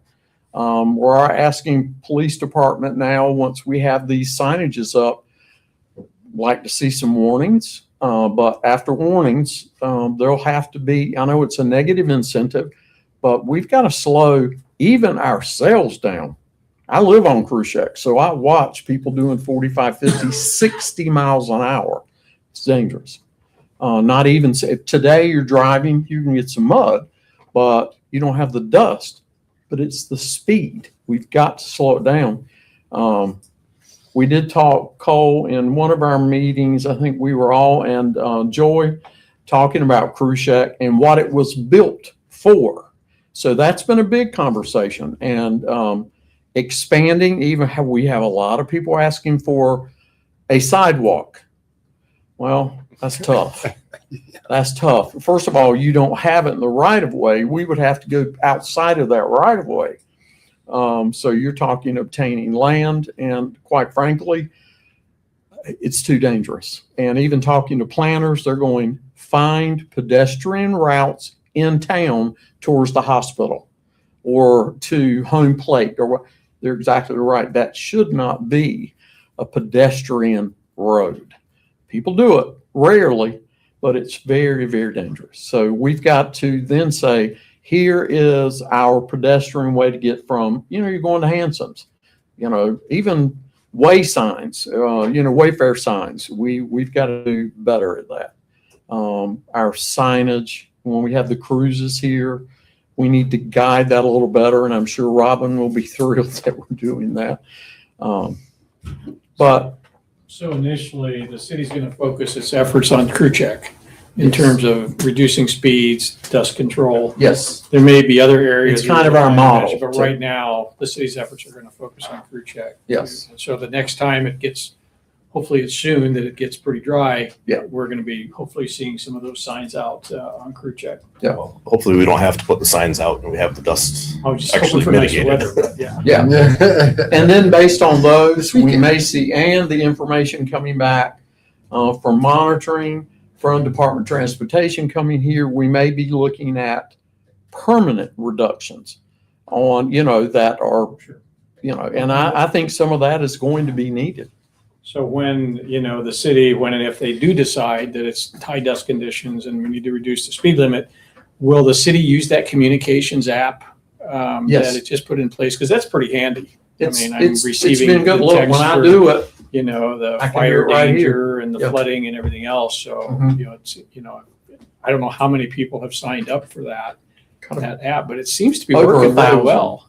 Yeah. You know, at least we've from- got to do more. I had a conversation with some of our media today about, you know, picking it up. And with radio, I'd like to go out and kind of give, you know, I think those conversations, people hearing it, why? You're getting good information quick. You know, we get the weather service stuff. We get a warning. We get it out with 15 minutes. Yeah. One of us, of the three of us, get it out. That's kind of been my baby, which, you know, I enjoy doing it because I'm kind of used to storms and emergencies. It's a great tool, yeah. Yeah, and it's an awesome tool. The other is, I mentioned, with Coeric and Kevin, you know, he's the regional emergency manager. They have Text My Gov now. Kotzebue has it, and there's several other villages looking at it. So we now can start doing this. A new thing with Text My Gov, they are joining with the National Weather Service, so we can automatically put them in our system, and all I have to do is review it, boom, and send it. So things are really coming together as far as communication. And you see, we've been doing that with marketing. I know Councilman Miller was big on children at play, so we've been running ads and doing those kinds of things. You know, so anyway, the marketing, the communications, you said earlier, the communication is vitally important. On the transportation front, Lee, most of our paved roads are state roads, not city roads. But Yes. has there been any discussion with the state about painting white and yellow lines on our highways? And I know the graders take them off every year, but you go anywhere else in the country and the roads have lines on them. I think we could also have that expectation here in Nome as a long-term goal. And if they were painting every year, they might even get straight lines too. Straight? No, I'm kidding. Maybe well- when they pave the new Front Street, they'll do it. Or maybe with the new construction that happens, they'll get it, but the patch work probably isn't going to happen. Yeah. And any discussion about transportation or crosswalk paths in front of Safeway? That's always a high Is volume area. one of the reasons I'm having the Department of Transportation look at it. That's something that if they do a study, or we can get the money from the state, we can expedite it, RFP quicker, get somebody to do the study, and they will help us with, it's their road, to put in a pedestrian crossing, signage, and those kind of things. So, but that's one of our big ones. I mean, I go through there and I really slow down. Kids and, you know, elders like me, I could step out in front of a truck, and sometimes there's only this much distance between yourself and a vehicle. So it is very dangerous. We also want to look at Bering and Greg Kruschek. That's got to be looked at. You know, that is really busy now with the tandem trucks. A lot more, it's busy. And just people going to the hospital, which is awesome. But traffic is picked up. I sit here trying to get out of City Hall and there's cars coming back, which I'm going, this is awesome. You know, maybe they're spending money somewhere. But traffic is a lot greater now. Yeah, A the lot 8 greater. o'clock rush is crazy. Is there any money out there for paving? We had Good luck with that. Oh, no, typically, but it is in the STIP. You won't get it on a year, but if you put it in the STIP long-term, they're going to look at it and say, is there a need? Is it going to hold up? They go through that whole thing. And we have concerns with Public Works on, they may work here, you know, paving, you know, asphalt might work, or it can become a maintenance nightmare. I'm not against it, but I'm just saying, we've got to look at that. Am I off on that call? Well, growing up, we had Fifth instead, or K Street paved. Yeah. Well, it's something we got to look at and find the money too. So, yeah. First thing is we need in this city a full-fledged transportation plan. We don't have one. And that's got to be done with all these connections to the state, with the port, all the things happening there. We've got to look at 5 years, 10 years out. You know, we can't look at next year anymore. We've got to look farther out, particularly with the money. But that's why we have STEP, and STEP can help with those things. It's a long-term plan. We're planning money behind the state. And I know they've cut back. A lot of projects are being shifted further into a timeline, but that's to be expected sometimes. So transportation is a big, infrastructure's huge for us. You know, we've got to keep commerce moving and provide safe mobility for everyone else. You know, be it a four-wheeler or side-by-side, or maybe not a snow machine in the wintertime, but it does. I see them go by. So anyway, the big thing is everybody is working together. And I'll say it again, Nome Eskimo has been wonderful. Emma and Rena have been awesome and working together. And then all of our other partners. So thank you, Cole. My Alzheimer's does kick in occasionally. Sorry. I just want to make a comment. Thank you for putting the update in there that the basketball court looks like it may come together and go in this fall. Oh, I'm pushing, man. That barge, I'm like, getting on that barge. The rebar's right next door. So Cole is on that. Bleeze is part, you know, Chip. We've ordered the hoops, all the stuff, the brackets, so we can get everything, you know, in the ground. And also giving notice to our contractor for concrete, so that they can order and do what they need to in advance. So we're making some pretty quick, you know, decisions. I say quick, timely, but we're getting all the information. I feel, you know, I'm at a 90+%. We can get this done. Will we have it 100%? No, but I want concrete poured, you know, as best we can, but we've got to beat the cold. I'm learning that too. I'm used to 365 days a year being able to build. So my only other concern is if the picture you have in here is correct, it looks like an adjustable hoop. That is, they're adjustable, but it's not like, I couldn't find the other one, but they can be adjusted, but it's not that easy with the shift, you know, that little switch thing. Yeah. Having raised a number of boys, many as 20 teenagers. Oh, they're gonna, I know what they're gonna in our do. yard, you know exactly what they do. I know what they're gonna do. To a place where they can dunk and hang on it. And Oh, then, yeah. And along with that comes busted backboards and stuff. Oh, it So does. just, Absolutely. It'll be that's a concern. Yeah. At 10 feet, not many kids It will can not do be that. convenient. I would say Raise it to that. 12 feet or something. Hey. Well, 10 feet is not many kids can do that at a regular size, but when you lower it down to 8 feet, It like they becomes do, then it becomes an issue. And we speak from a jungle gym. experience after going through many basketball hoops over the years. Yes. Sure. But everybody's excited about that It's very project. exciting. Yeah. Yes, sir. Okay, Scott, go ahead. I have a question on the Nome Visitor Center contract. Thank you for getting that done. Yes, sir. What you got? I know in the last year there was a change made where it was basically only open during the summer season, and then a couple of times during Iditarod, and maybe there was another time, and so Mhm. forth.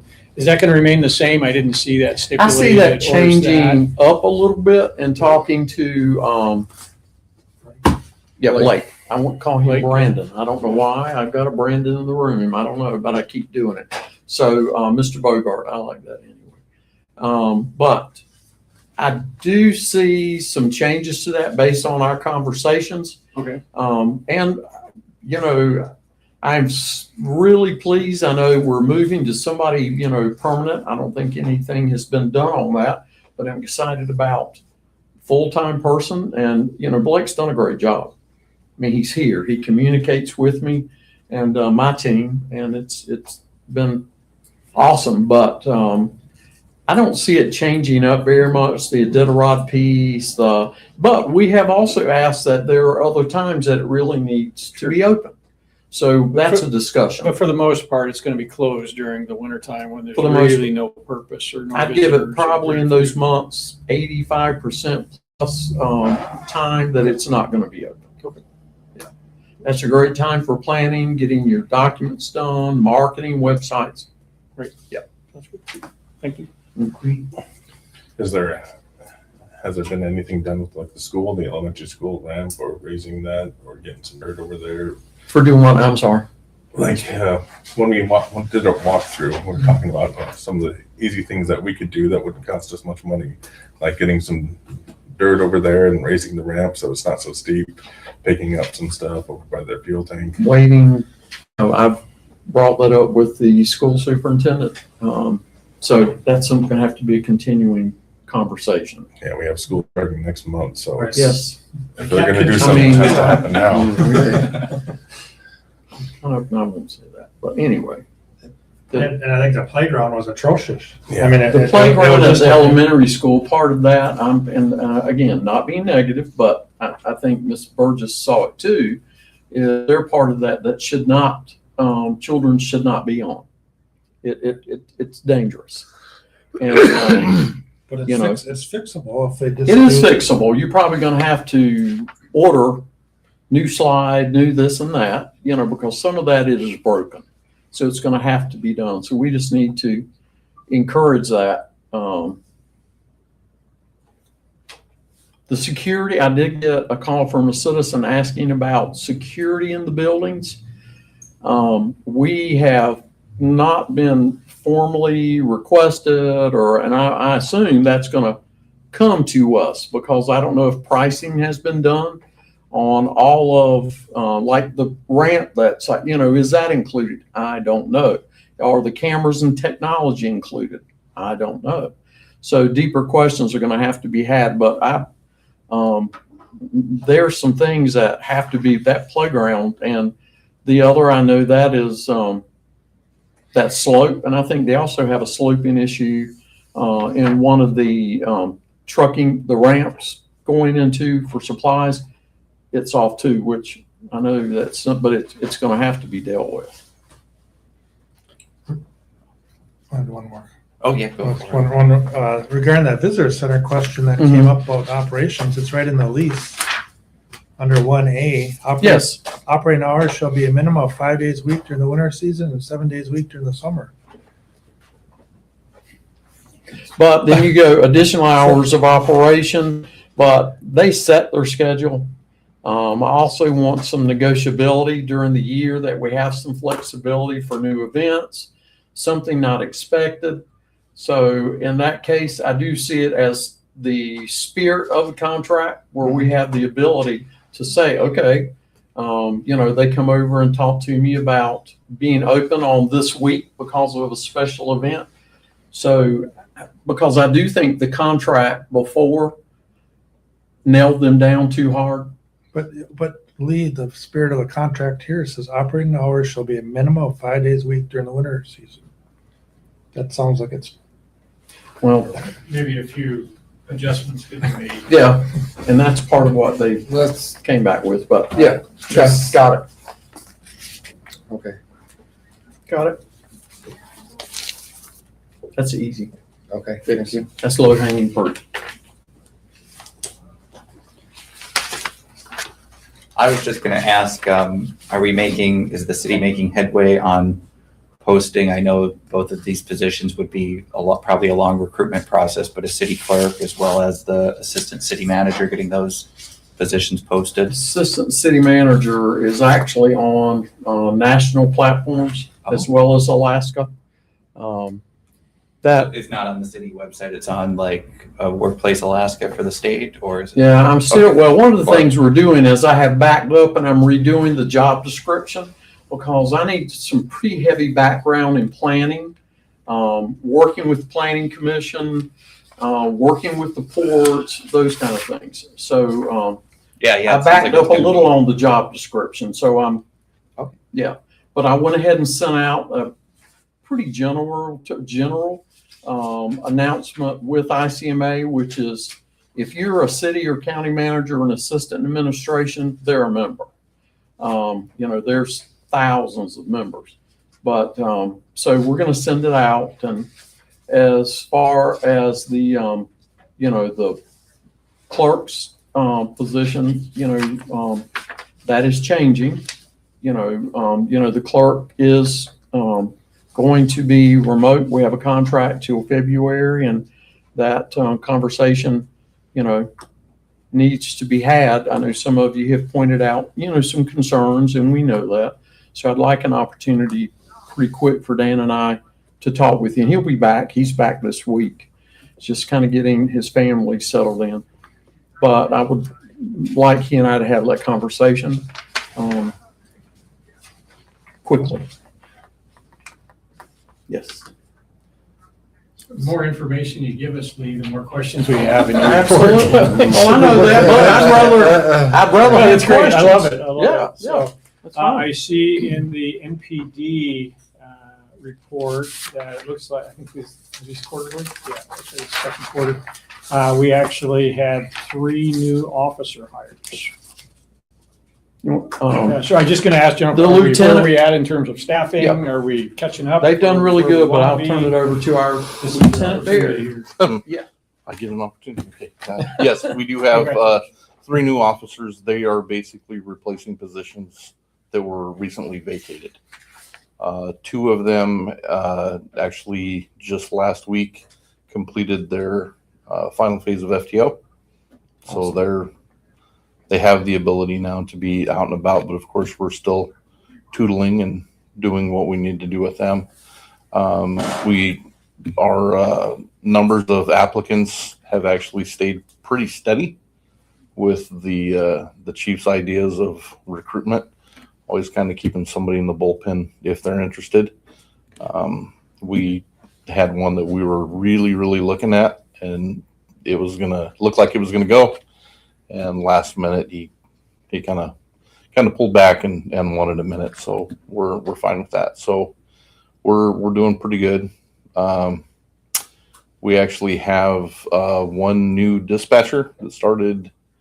This will be his 2nd week coming up. Local boy. We've got another one that's going to be starting, I believe, towards the middle or end of August. End of August, I think. Yeah. They told me. Another local. He's actually probably going to start out in dispatch and then move over to patrol when the academy comes. That's comes called open. Grow Our Own. Yeah. Yep. So we do have a couple of homegrown or gnome grown, if you prefer. Yeah, but so they are not new positions. They're just filling. So it looks vacated like we have 1 vacancy each for communications officer and police officer, right? Is that- Basically, yes, sir. That's actually pretty good. It is. I mean, They've done a good job. we've had a lot more vacancies, so good job on filling some of these vacant positions. That one, I'll give the credit to chief and city manager on that one. That's great. They really hit that advertising hard, and getting out there on social media platforms seems to kind of have been the trick to that. Yeah, and especially if we can recruit local Mhm. folks, that's even Absolutely. better. So good job. Thank you. Absolutely. Okay.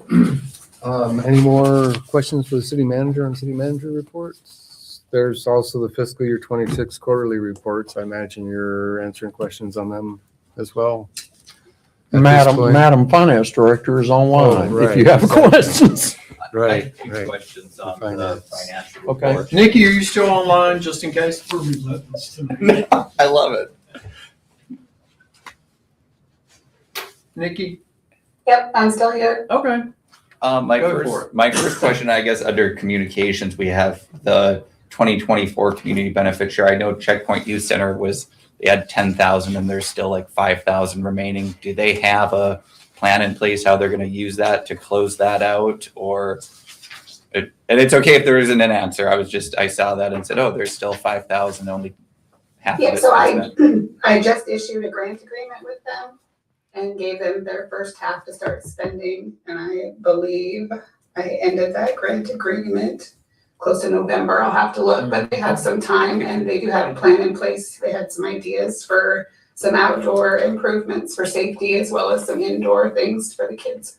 Got it. And my second question was for the revenues with comparison to budget for the 12 months ending June 30th. And I'm imagining there's a very reasonable answer for my question. I just don't know. So it's more of a question of ignorance on my part.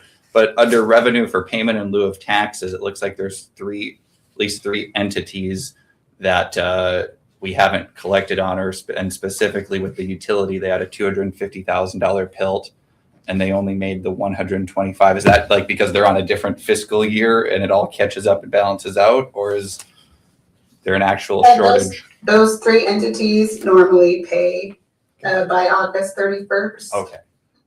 We have a 60-day window of revenue accrual that will pull those funds back when they come in. Perfect. I figured there was a very reasonable explanation That's for why it. we Thanks. have Nikki. Yeah.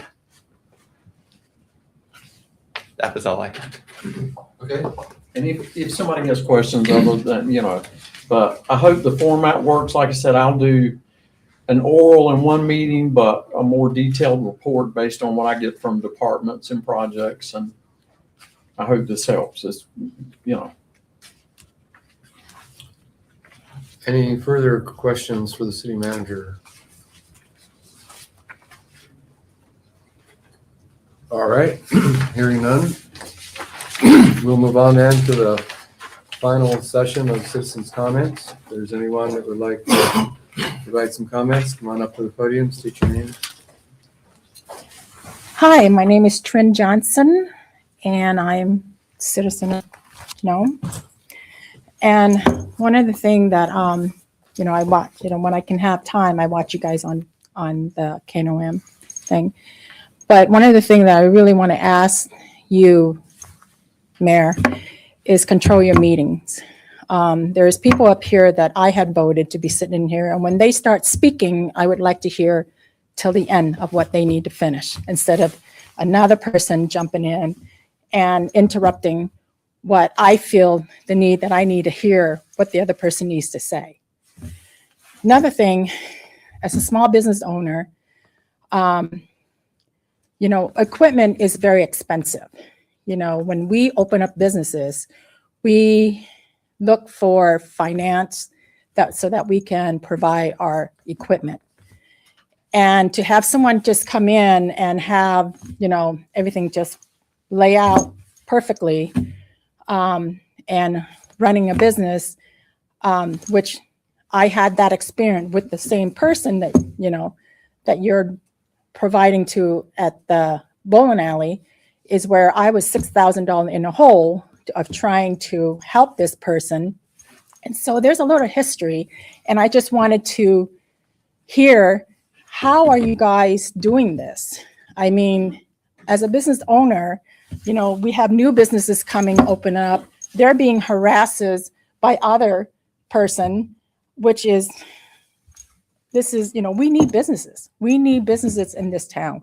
We need small businesses. We don't need warehouse being built downtown. We need business opening up so that people that are living here have places to go. When I grew up here, I never had to order my dresses, for prom. I go to the same store in Nome and order my prom dress.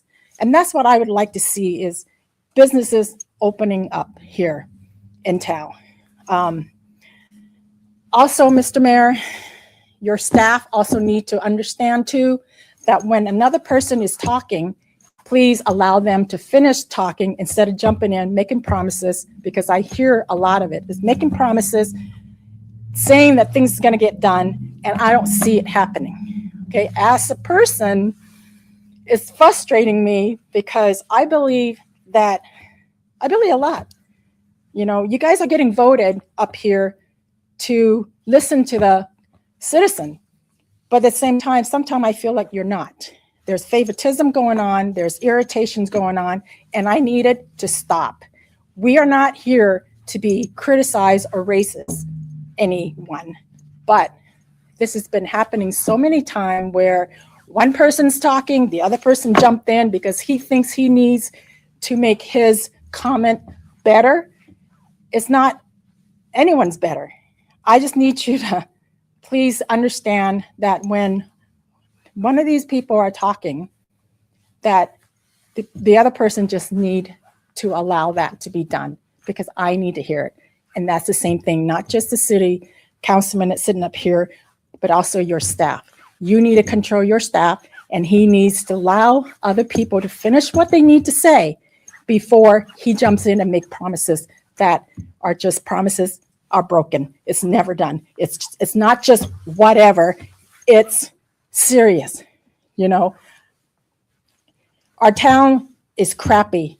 We have nothing in Front Street to show off to tourists. We have problem with transportation. Now we have transportations coming on, and there's people harassing them. That's the same thing that you're renting to these people. The same thing that someone else came in and tried to open up business. They were getting harassed by her. Okay, I have brought this in the past to the last city manager about this, and what are they? I have to go through the rope. I have to take pictures of everything that I have in my shop. I have to FaceTime the state before I can get allowed to have a license. And to have that food truck, I have to pay $475 for my licenses. So what are they but a $10, that's all I check, a $10 food handler. That is completely different what a business owner has to do to run a business.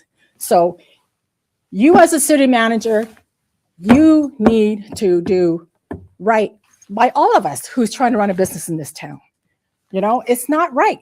It's not right for us to bust our butt and then put money back in to provide equipment that runs and the cost of it coming up here. And then someone just to have it. I mean, I would love to have a kitchen that I can just walk in and there it is. So I really appreciate that you're listening to me, but I'm frustrated for one of the things is that I cannot seem to hear the other person when they have to speak something. Please allow them to finish before people are jumping in. You know, whether you don't like the other person's comment or whatever they're saying, I still want to hear what the other person is saying. So I really appreciate that. Thank you. Thank you for your comments. Are there any further citizens' comments?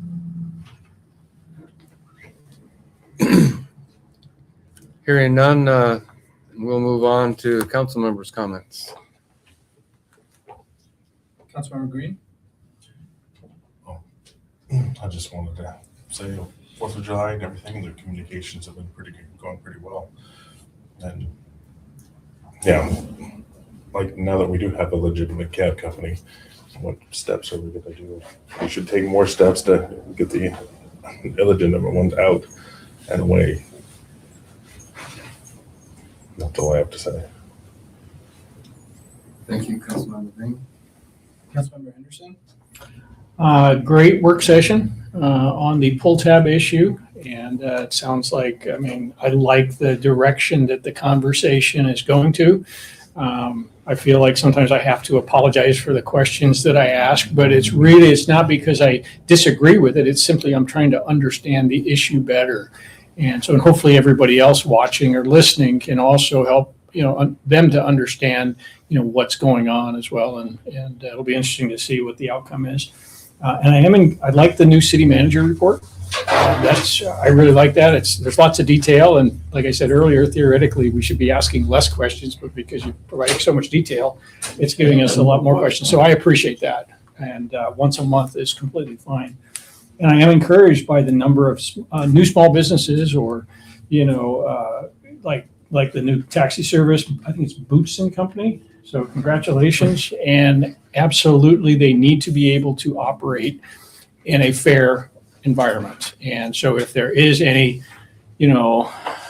issues that need to be addressed, corrected, we've discussed this previously, I would ask that we look at that and make sure that everybody has a fair chance and everybody's following the rules. And then I think there's a new coffee shop that I think just opened today. Is it Golden Grounds Coffee Shop? I mean, I drove by there this morning. I swear there's like 10 or 12 cars in line, just like going almost all the way into the AC parking lot. So it was really nice to see new small businesses opening up, making the investments, and sort of adding to the community and increasing the tax base as well.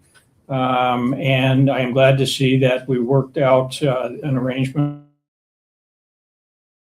with the Mexican restaurant, La Casita Taco Shop. And I understand the concerns, and we talked about it earlier about, maybe the lease rate was, ideal or something, but I think what's important is that the city followed a process. in terms of the RFP. We put it out. I think initially there was discussion about just negotiating a deal directly. And I requested that we don't do that. And we put out the RFP so anybody can participate. And correct me if I'm wrong, Lee, but you reached out to everybody that responded to this RFP, trying to understand if they had any concerns or questions. And then at the end of that process, we selected the most competitive proposal. So I'm glad to see that we followed the process that was laid out. And I think that's it. Oh, and I'm also happy to see that you renewed I was going to say animal control contract, but animal services contract with RAR. I'm glad to see that those folks, I think they do a great job. And I'm glad to see that they are now back responsible for that important service. So good job. Thank you. Thank you, Councilmember Anderson. Councilmember Lust.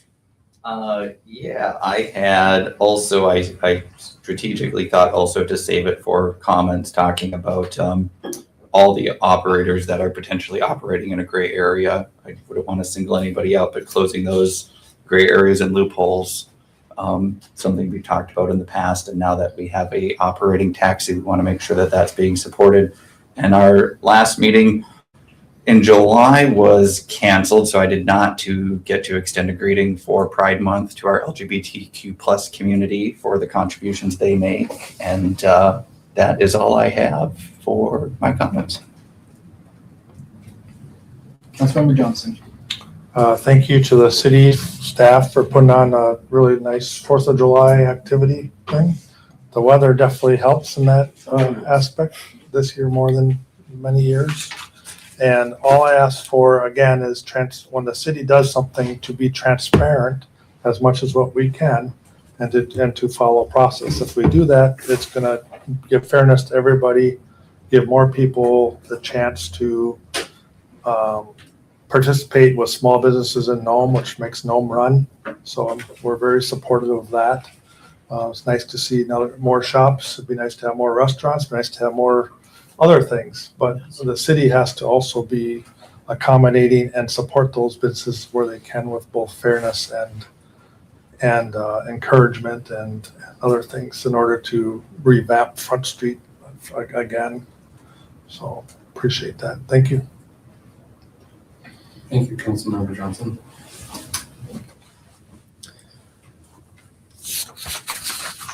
Well, it's been a really interesting week. I'm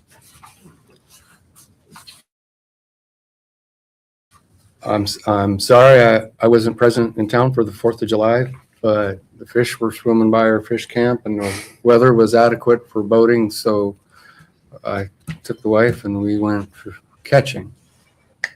Worked. I would have really enjoyed being in a parade for the 250th 4th of July in Nome. But time at camp is even more precious.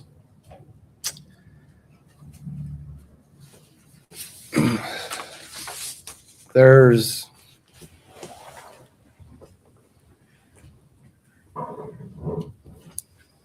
not really a whole lot I want to address about this week's events in this particular setting, other than to say that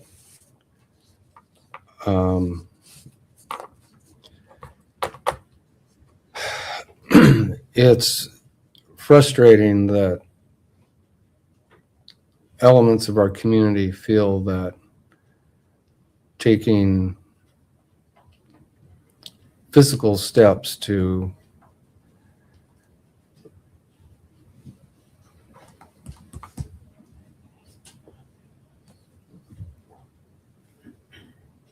use the physical steps for arguing legal issues is a terrible idea and so unnecessary. It's unfortunate that the city doesn't feel empowered to maintain a safe access for all businesses on an equal basis. But I understand the problematic situation that the city is faced with not understanding the nature of some of the conflicts. I'm hoping that some of this can be resolved community-wide for all time through the process that ensues.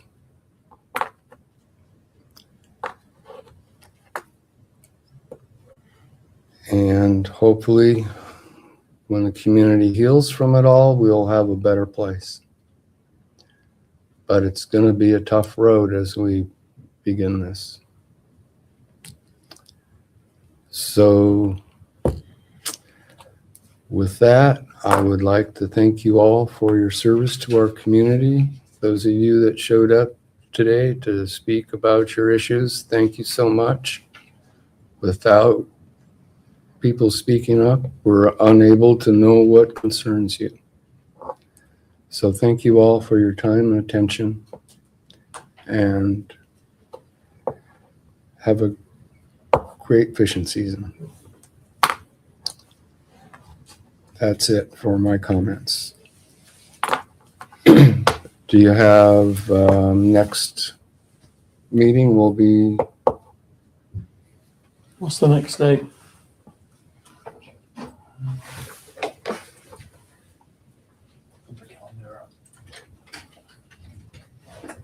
So 27th, isn't it? I'm trying to get my grandma. Today's the 13th, so in 2 weeks, the 27th somehow. I kind of did comes add into that place. up. Okay. Yeah, 27th. I will send something out on the pull tabs. It might be we want to hold a workshop or session quicker. So I'll begin that tomorrow and see what we need to do on that. All right. Okay. Thank y'all. Motion to adjourn. Motion to Yeah, there we go. adjourn by. You're our favorite. Councilmember Lusk. Yeah. Seconded by Councilmember Henderson. Listen, All those in favor say aye. Just to get something right. All those opposed. Motion carries. We stand adjourned 8:28. Thank you. Thank you.